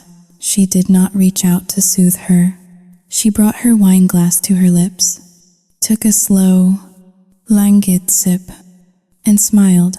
It was a cold, satisfied expression, the look of someone who had successfully set a fire and was now enjoying the warmth of the flames. David hit the pause button. The image froze on Chloe's smirk, capturing her cruelty in 4,000 pixel clarity. The silence in the room was absolute. It was heavy and suffocating, like the air in a tomb. The social worker, Mistress Jenkins, let out a sharp, audible gasp. She brought a hand to her mouth, her eyes wide with professional horror. Even the police officers, men who likely saw the worst of humanity on a daily basis, looked at the screen with undisguised disgust. I looked at Chloe. She was standing frozen in the center of the room, her face drained of all color. The white linen suit that had looked so crisp moments ago now made her look like a ghost. Her mouth opened and closed, but no sound came out. For the first time in our 10-year friendship, she was speechless. Then, the denial kicked in. That is fake, she whispered, her voice trembling. She looked around the room, her eyes darting from the detective to David. That is not real. That is Xiao Jinghao Ling. 2. That is a deep fake. David did it. He is a computer genius. He generated that with artificial intelligence to frame me. Detective Miller stepped forward, his expression unimpressed. Mistress Williams, we have had our tech team review the raw files Mr. Thorne provided this morning. The metadata is intact. There is no evidence of tampering. He tampered with the metadata, Chloe shrieked, the panic rising in her voice like a siren. You do not understand. She is crazy. Maya is the one who hurts the baby. I was just checking on her. That video is doctored. Mistress Jenkins stepped forward, her voice steely and authoritative. Mistress Williams, I have seen enough. That video shows clear, intentional physical abuse of an infant, coupled with the audio recordings of your threats to the mother. We have more than enough grounds to open a case against you. Not the parents. Audio? Chloe blinked, her breath coming in short, shallow gasps. What audio? I stood up then. I walked over to the coffee table where my phone lay. I picked it up, the recording from last night. I said, my voice steady and cold. When you told me you would call Child Protective Services if I did not give you $50,000. When you admitted to turning off the monitor. When you threatened to never let me see my daughter again. I played the clip. Chloe's voice, sharp and arrogant, filled the room. I will paint you as a monster, Maya. And the saddest part is, everyone already believes it. Chloe stared at me. The betrayal in her eyes was almost comical. She honestly believed that I, her weak, pathetic little victim, was incapable of fighting back. She had underestimated the primal instinct of a mother. You bitch, she hissed, lunging toward me. The movement was fast, but the officers were faster. Before she could take 2 steps, Officer Miller had grabbed her arm and twisted it behind her back. Chloe Williams, you are under arrest, he announced, his voice booming. Get off me, Chloe screamed, thrashing against his grip. This is assault. You cannot touch me. I know my rights. You are under arrest for child abuse, extortion, and grand larceny. The detective continued, forcing her down onto the beige sofa she had claimed as her throne. Larceny? She spat, her face pressed against the cushion. I never stole anything. David walked over to the safe in the office. He returned a moment later, holding the velvet pouch. He opened it. It was empty. Officer, David said, I believe you will find a pair of diamond earrings in Mistress Williams' pocket, along with about $3,000 in cash that belongs to us. Search her, Detective Miller ordered the female officer. Chloe screamed as the officer patted her down. It was a feral sound. Stripped of all human dignity, the officer reached into the pocket of the white linen jacket and pulled out the diamonds. They glittered under the recessed lighting, hard and cold evidence of her greed. Next came the roll of cash, the rubber band still around it. Well, the detective said, picking up the earrings. It looks like we can add possession of stolen property to the list. Chloe stopped thrashing. She went limp against the cushions, her breathing ragged. She turned her head to look at me. Her hair was messy, covering half her face, but her eyes were burning with hate. You planned this, she whispered. You let me stay here. You let me think I was winning. You are a psychopath. Maya. I walked closer to her. I wanted her to see me. I wanted her to see that the woman she had tormented was gone, replaced by someone she did not recognize. I did not plan for you to hurt my daughter, Chloe, I said softly. That was all you. But yes, I let you think you won, because I needed you to feel safe enough to show your true self. I leaned down, bringing my face close to hers. And there is one more thing. Detective Miller cleared his throat. We also ran your prints this morning. Mistress Williams, or should I call you Sarah Miller? Or perhaps Jessica Tate? Chloe went rigid. It turns out you have active warrants in Georgia and Tennessee, the detective said, pulling out a pair of metal handcuffs. Identity theft, credit card fraud, and another count of extortion involving a single mother in Atlanta. You have been a busy woman. The color drained from Chloe, his face completely. The arrogance, the entitlement, the rage, it all evaporated, leaving behind a terrified, small woman who knew she had finally run out of road.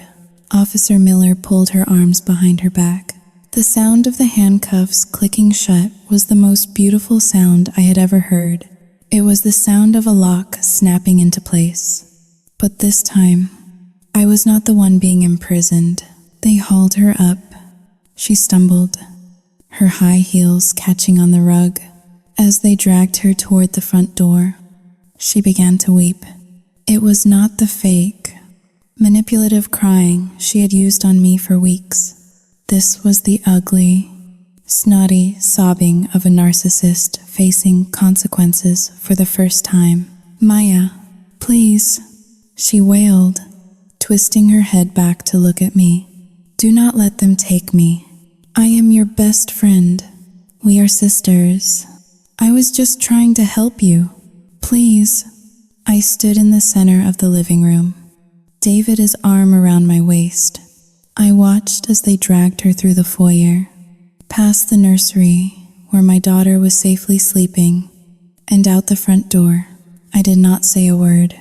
I did not look away. I watched until the heavy oak door slammed shut, cutting off her screams. The silence that followed was profound. Mistress Jenkins, the social worker, let out a long breath. She closed her clipboard. "Mr. and Mistress Thorne, I am incredibly sorry you had to go through this. It is clear that you are protective, capable parents. We will need copies of all the evidence for our file, but I do not see any reason to open an investigation into your parenting. You saved your daughter today. Thank you," David said, his voice thick with emotion. The police and the social worker left a few minutes later, taking the chaos with them. The house was suddenly empty. The screen was black. The handcuffs were gone. I looked down at the coffee table. The grape Chloe had been eating was still sitting there, a small, green sphere. I picked it up and walked to the kitchen. I threw it in the trash compactor. Then, my legs gave out. I sank to the floor, the adrenaline crashing out of my system like a retreating tide. I began to shake, violently and uncontrollably. David was there in an instant, wrapping his arms around me, pulling me into his chest. "It is over," he whispered into my hair. "It is over. May, she is gone." I buried my face in his shirt, sobbing. I cried for the betrayal. I cried for the pain my daughter had suffered. I cried for the woman I used to be, the one who was too nice, too trusting, the one who had let a monster into our sanctuary. That woman was dead, and I mourned her, even as I knew I could never be her again. We sat there on the kitchen floor for a long time, holding each other in the fading light of the afternoon. The house was quiet, but it was not the fearful silence of the last few weeks. It was the silence of a battlefield after the war is won. The air was still, but it was ours again. Inner monologue. She called me a psychopath. Maybe she is right.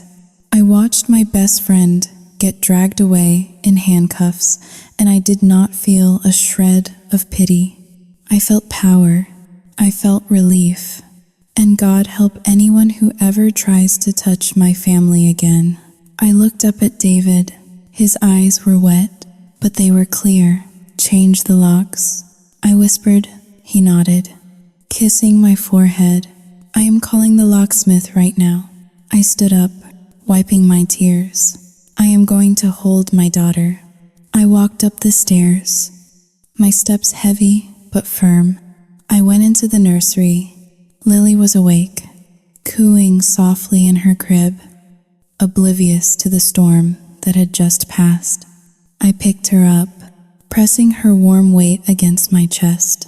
I smelled her hair, the sweet, milky scent of innocence. I walked to the window and looked down at the driveway.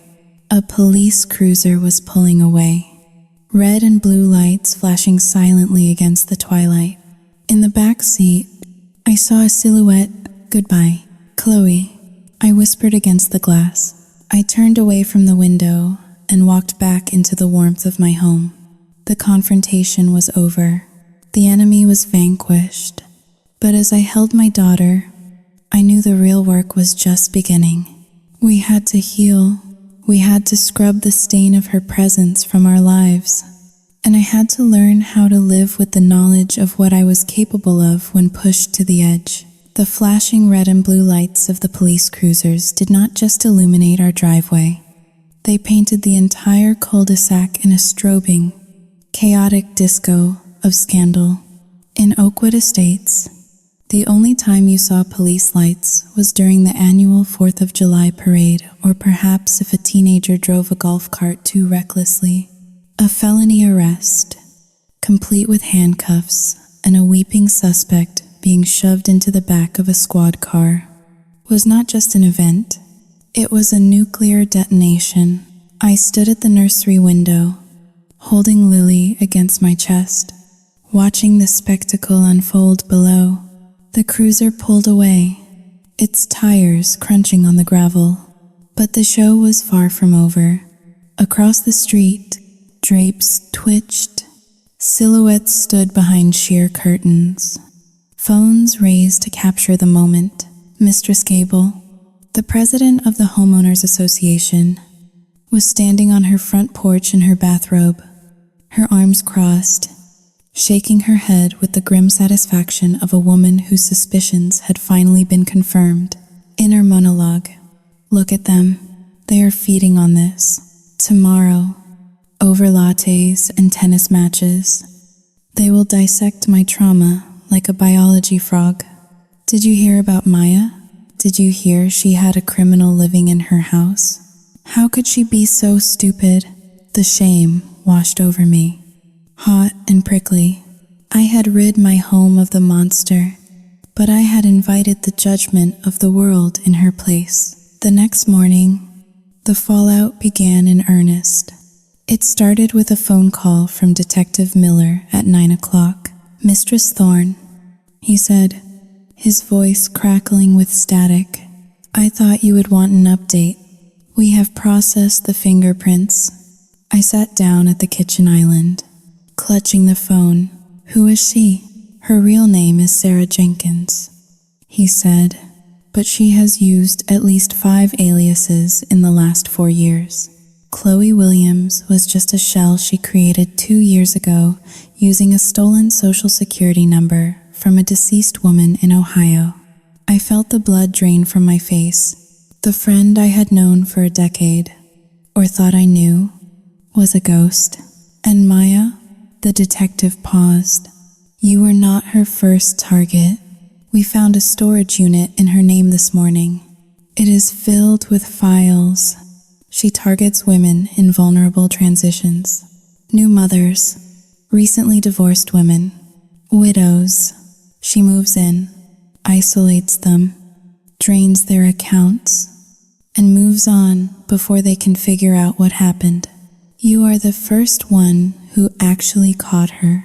I hung up the phone, feeling a strange mixture of validation and horror. I was not special. I was just a demographic, a line on a spreadsheet. David came into the kitchen, holding a piece of heavy, cream-colored stationery. He looked furious. What is that? I asked.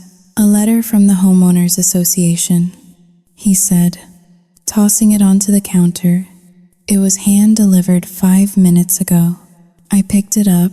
The letterhead was embossed with a gold oak leaf. Dear homeowner, it has come to our attention that a police incident occurred at your residence on the evening of November 12th. We would like to remind you of Section 4, Paragraph B of the Community Bylaws regarding nuisance behavior and the harboring of unauthorized non-familial residents. Please be advised that further disturbances will result in a fine of $500 and a review of your membership standing. I laughed. It was a dry, brittle sound that scraped my throat. They do not care that our daughter was abused, I said, tossing the letter back. They care that the police siren woke up their poodles. I cannot stay in this house today, David said, pacing the room. I feel like the walls are closing in. We need to get out. We need to do something normal. Let us go to the grocery store, I suggested, though the idea made my stomach turn. We need diapers and wine. Lots of wine. It was a mistake. The local market was the social hub of our neighborhood, a place where organic produce and gossip were consumed in equal measure. As soon as we walked through the sliding glass doors, the atmosphere shifted. I saw heads turn. I saw two women in yoga pants lean in close to each other, whispering behind their hands while their eyes tracked us. It was not the sympathetic looks I might have expected. It was a look of appraisal, of morbid curiosity. I kept my head down, pushing the cart toward the baby aisle. David walked beside me, his jaw set in a hard line, his hand resting protectively on the small of my back. Maya, the voice was shrill and overly cheerful. I froze. Standing at the end of the aisle was Linda, a woman I knew from the neighborhood book club, a club I had not attended since Lily was born.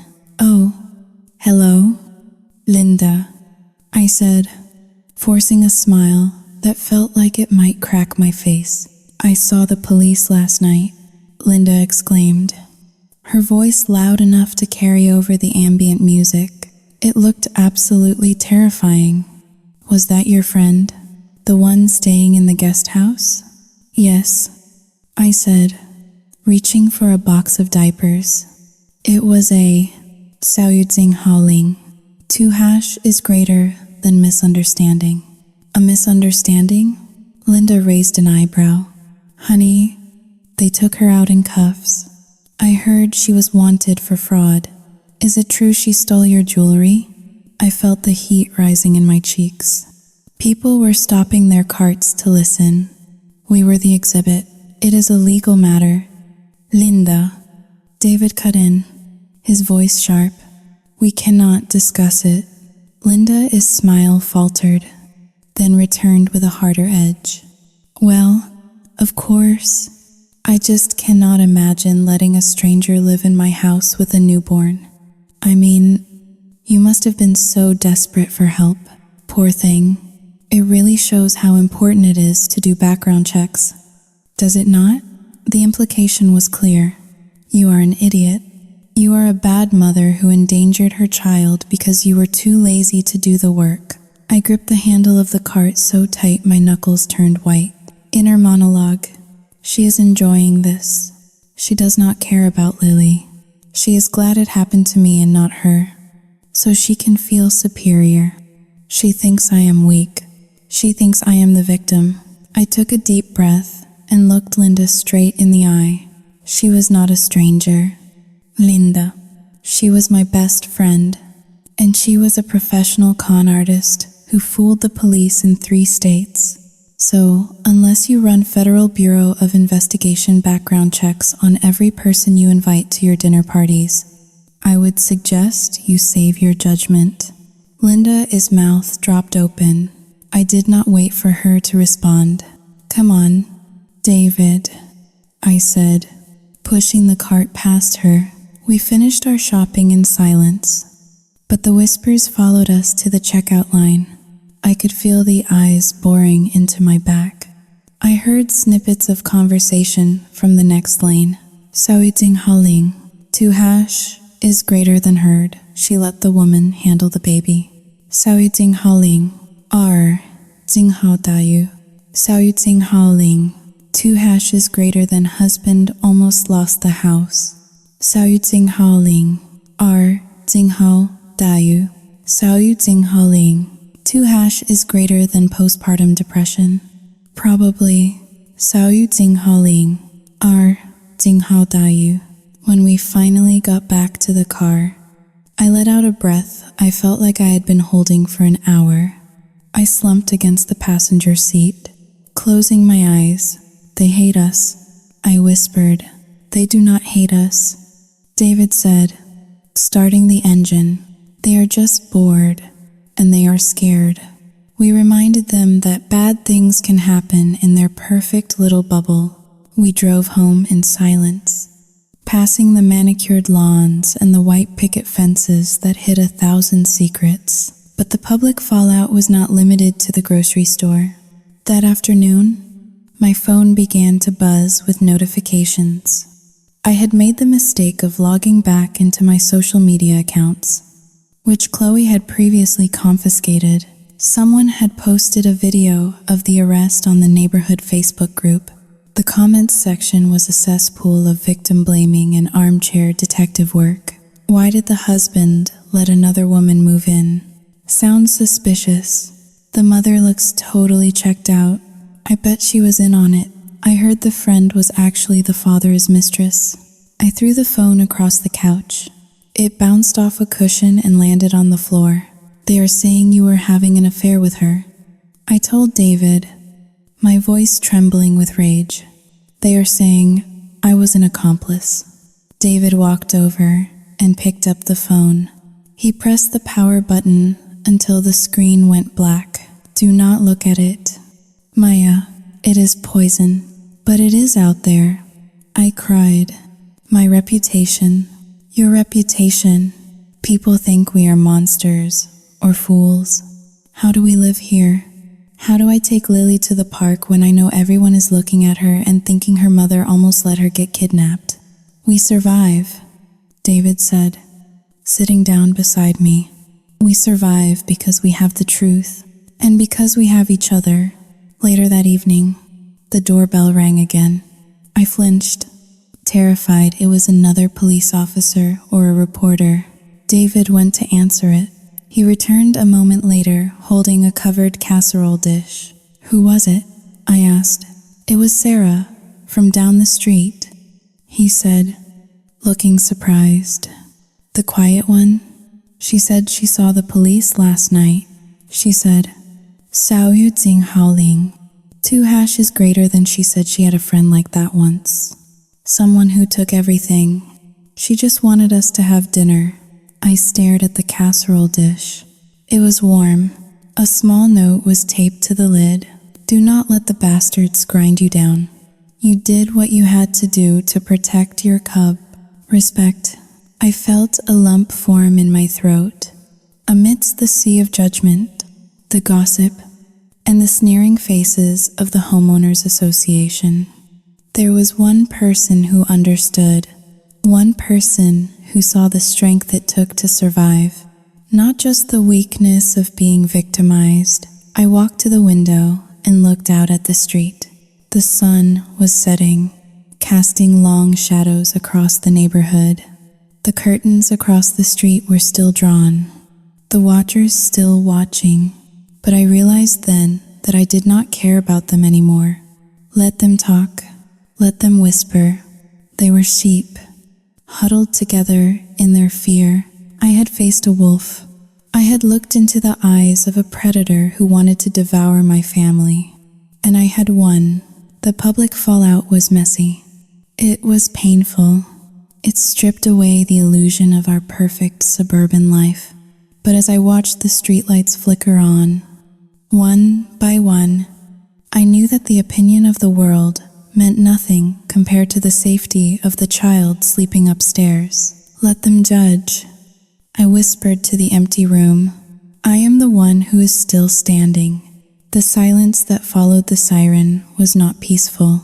It was heavy, like a wet wool blanket draped over the entire house. Chloe was gone, locked away in a cell downtown, but she had left ghosts in the corners of every room. The house, which I had once curated with such pride, now felt like a crime scene. I found myself walking through the hallways with my arms crossed over my chest, as if bracing for a blow that was no longer coming. For the first 3 days, I could not go into the guest house. It stood in the backyard, a dark shape against the fence, radiating a toxicity that made my stomach turn. But on the 4th day, the need to purge the infection outweighed the fear. I armed myself with a box of heavy-duty trash bags, industrial bleach, and rubber gloves. I unlocked the door to the guest cottage. The air inside was stale, thick with the lingering scent of her perfume, a cloying mixture of vanilla and something musky that used to smell expensive but now smelled like deceit. I did not sort through her things. I did not look for keepsakes or papers.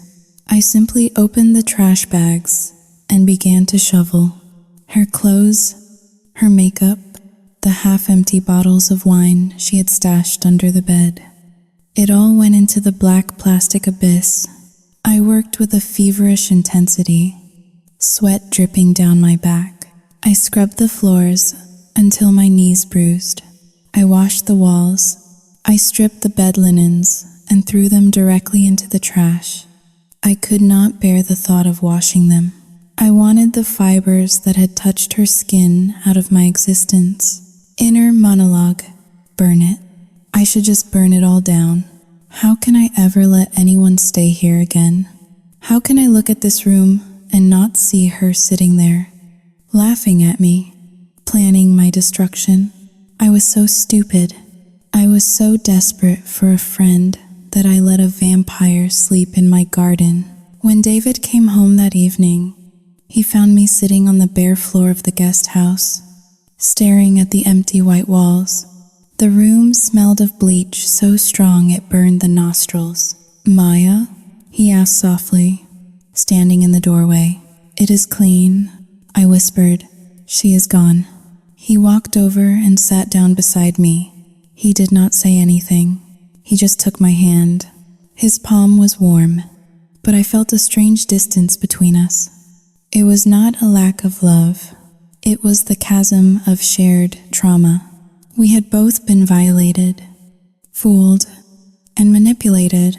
We were like two survivors of a shipwreck, grateful to be alive but haunted by the water. We started seeing a therapist the following week. Dr. Evans was a kind woman with a soft voice and an office that smelled of peppermint. We sat on her beige couch, sitting a few inches apart. I feel like it is my fault. I confessed during our second session. I twisted a tissue around my fingers until it shredded. I invited her in. I ignored the red flags. I let her hold my baby. If I had just been stronger. Sao Yu Tsing Hao Lin. 2# is greater than if I had not been such a people pleaser. Sao Yu Tsing Hao Lin. 2# is greater than none of this would have happened. Dr. Evans looked at me over the rim of her glasses. "Maya, you were targeted. Predatory people like Chloe are experts at identifying empathy and using it as a weapon. You did not invite a predator in. You invited a friend. The betrayal is on her, not you." I wanted to believe her. I wanted to absolve myself. But late at night, when the house settled and the floorboards creaked, the guilt would return. I would get out of bed, leaving David sleeping fitfully, and prowl the house like a security guard. I checked the locks on the front door. Locked. I checked the locks on the back door. Locked. I checked the windows. Locked. Then I would go to the nursery. I would stand over Lilia's crib for hours, watching her chest rise and fall, terrified that if I looked away, something terrible would happen. I had become the very thing Chloe had accused me of being. Paranoid, obsessive, hovering, but now the paranoia was justified. I knew there were monsters in the world because I had made coffee for one every morning. The social fallout continued to sting, but in a dull, aching way. I stopped going to the community center. I ordered our groceries online to avoid the whispers in the aisles. I withdrew from the world, building a fortress around my small family. One evening, David tried to initiate intimacy. We were in bed, the lights off. He reached out and stroked my arm. His touch gentle. I flinched. My body went rigid. "I am sorry," I whispered into the dark. "I cannot. Not yet." He pulled his hand back immediately. "It is okay, May. Take your time." but I could hear the hurt in his voice. Chloe had not just stolen our money and our peace. She had poisoned the well of our marriage. She had made me feel foolish and weak. And a part of me wondered if David looked at me and saw the same thing. How could he respect a woman who had been so easily duped? Inner monologue. He hates me. He must. He is stuck with a broken wife who jumps at shadows. He is just too decent to say it. Chloe was right about one thing. I am a burden. The lowest point came 2 weeks after the arrest. I was looking for a file on our home computer, a recipe I had saved. I stumbled upon a folder I thought David had deleted. It was the folder of evidence, the videos. I should have closed it. Instead, I clicked on a file I had not seen before. It was an audio recording from the device Chloe had unknowingly left recording on the kitchen counter one afternoon. The file played. I heard the clatter of dishes. Then, I heard Chloe's voice. She was on the phone with someone. Yeah, she is a total pushover, Chloe said, her voice dripping with amusement. It is pathetic, really. I just compliment her husband a little, make her feel insecure, and she does whatever I want. She is so desperate to be liked, it is actually gross. I will have the deed by the end of the month. Easy money. I sat there, frozen, listening to my own humiliation. It is actually gross. Those words cut deeper than the theft. She had been disgusted by my kindness. She had mocked my love. I closed the laptop and walked to the bathroom. I looked at myself in the mirror. I looked at the dark circles under my eyes, the hollows of my cheeks. I looked like a victim. No, the word rose up from my throat, surprising me. Saoyutsinghao-ling, due cancelletto e maggiore di no. I splashed cold water on my face. I scrubbed my skin until it tingled. I was not gross. My capacity to love was not a weakness. My desire to help a friend was not a flaw. The flaw was hers. The sickness was hers. I had survived her. I had outsmarted her. I was still standing in my house, and she was in a cage. I walked out of the bathroom and went downstairs. David was sitting on the couch, staring blankly at the television. David, I said. He looked up, startled by the strength in my voice. We are going to repaint the guest house. I stated, we are going to paint it blue, and we are going to turn it into a studio for me. I am going to start designing again. David sat up straighter. A slow smile spread across his face. The first genuine smile I had seen in weeks. That sounds like a great idea, he said, and I continued, my voice trembling slightly but holding firm. I want to have a dinner party. Next week. I want to invite Sarah from down the street and anyone else who stood by us. Are you sure? David asked, standing up and walking toward me. I am sure, I said. I am not going to hide anymore. This is my house. This is my life. She does not get to keep it. He hugged me then, and for the first time in a month, I did not feel like a fragile bird in his arms. I felt solid. I felt real. The aftermath was not over. The scars were still fresh, pink and tender. I knew there would be bad days. I knew I would still check the locks more than necessary. But as I stood there in the living room, listening to the quiet hum of the refrigerator and the distant sound of a car passing by, I realized that the emptiness was not a void. It was space.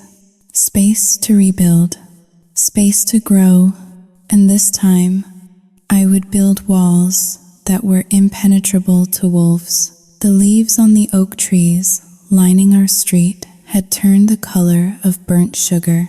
It was late October, 5 months since the police cars had flashed their lights in our driveway. and the air had finally lost the humid, suffocating weight of summer. I stood in the center of the guest house, which no longer smelled of stale perfume or deceit. It smelled of turpentine and oil paint. The walls were now a deep, calming navy blue. My easel stood where Chloe's bed used to be. I had reclaimed the territory, transforming the scene of the crime into a sanctuary of creation. David walked in, the screen door slapping shut behind him. He held a thick envelope in his hand. The return address was not from the district attorney or our lawyer. It was stamped with a logo I did not recognize. Safe Harbor Women's Shelter, Atlanta, Georgia. This came for you, David said, his voice quiet. I wiped my hands on a rag and took the envelope. My heart gave a single, hard thump against my ribs, a phantom echo of the old fear. But I steadied myself. I slit the top open with my thumbnail. Inside was a handwritten letter on plain, lined paper, clipped to a formal typed document. I unfolded the handwritten note first. Dear Maya, you do not know me, but you saved my life. My name is Jessica. I was one of Sarah Is. You know her as Chloe. Previous targets. She left me with $12,000 in debt and a shattered credit score. I was too afraid to come forward. I thought no one would believe me. But because you stood up, because you had that video and the courage to press charges, the district attorney in Georgia finally reopened my case. She is going away for a long time. 15 years, they say. I felt a tear slide down my cheek. Hot and fast. 15 years. My daughter would be in high school before Chloe walked free again. I turned to the typed document. It was a summary of the case files, sent to me as a courtesy by the advocate working with the victims. It outlined the scope of Chloe's predation. She had not just been a bad friend. She was a career criminal who hunted women in transition. Single mothers, widows, women who were lonely. But then, my eyes caught a paragraph on the second page. It was a transcript of an interview with one of Chloe's former cellmates, detailing why she chose her targets. Subject stated that she selected the victim, Maya Thorne, based on her digital footprint. Subject noted that the victim posted excessively about her perfect life and blessed family on Instagram. Subject claimed that people who brag that loud are usually the most insecure and the easiest to manipulate. Subject stated, she wanted everyone to envy her, so I decided to make her pay for the privilege. The paper trembled in my hands. The world seemed to tilt on its axis. I looked over at the corner of the studio where my phone sat charging. I thought about the photos I used to post. The perfectly filtered shots of my morning latte, the staged pictures of Lily in expensive outfits she would spit up on 5 seconds later, the captions that read number blessed and number best life and number husband goals. Inner monologue. It was not just bad luck, it was vanity. I painted the target on my own back. I was so desperate to prove to the world that I was happy, that I was successful, that I broadcasted my location and my vulnerabilities to every wolf within 100 miles. I was signaling my insecurity like a lighthouse. I felt a wave of nausea, followed by a cold, sobering clarity. Chloe was a monster. Yes, she was responsible for her crimes, but I had been the one to unlock the door. My need for external validation. My addiction to the dopamine hit of likes and comments had been the very thing she used to track me. I had curated a fake life online, and in doing so, I had nearly destroyed my real one. David touched my shoulder. Maya, are you okay? I looked up at him. He looked older than he did a year ago. There were new lines around his eyes, gray hairs at his temples.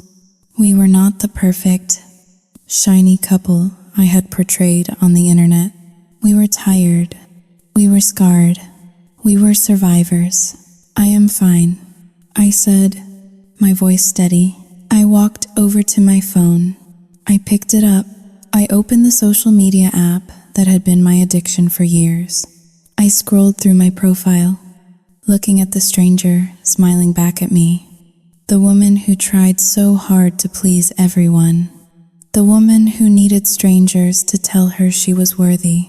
I did not just delete the app, I deleted the account. I watched the little spinning wheel as it erased thousands of photos, thousands of comments, thousands of lies.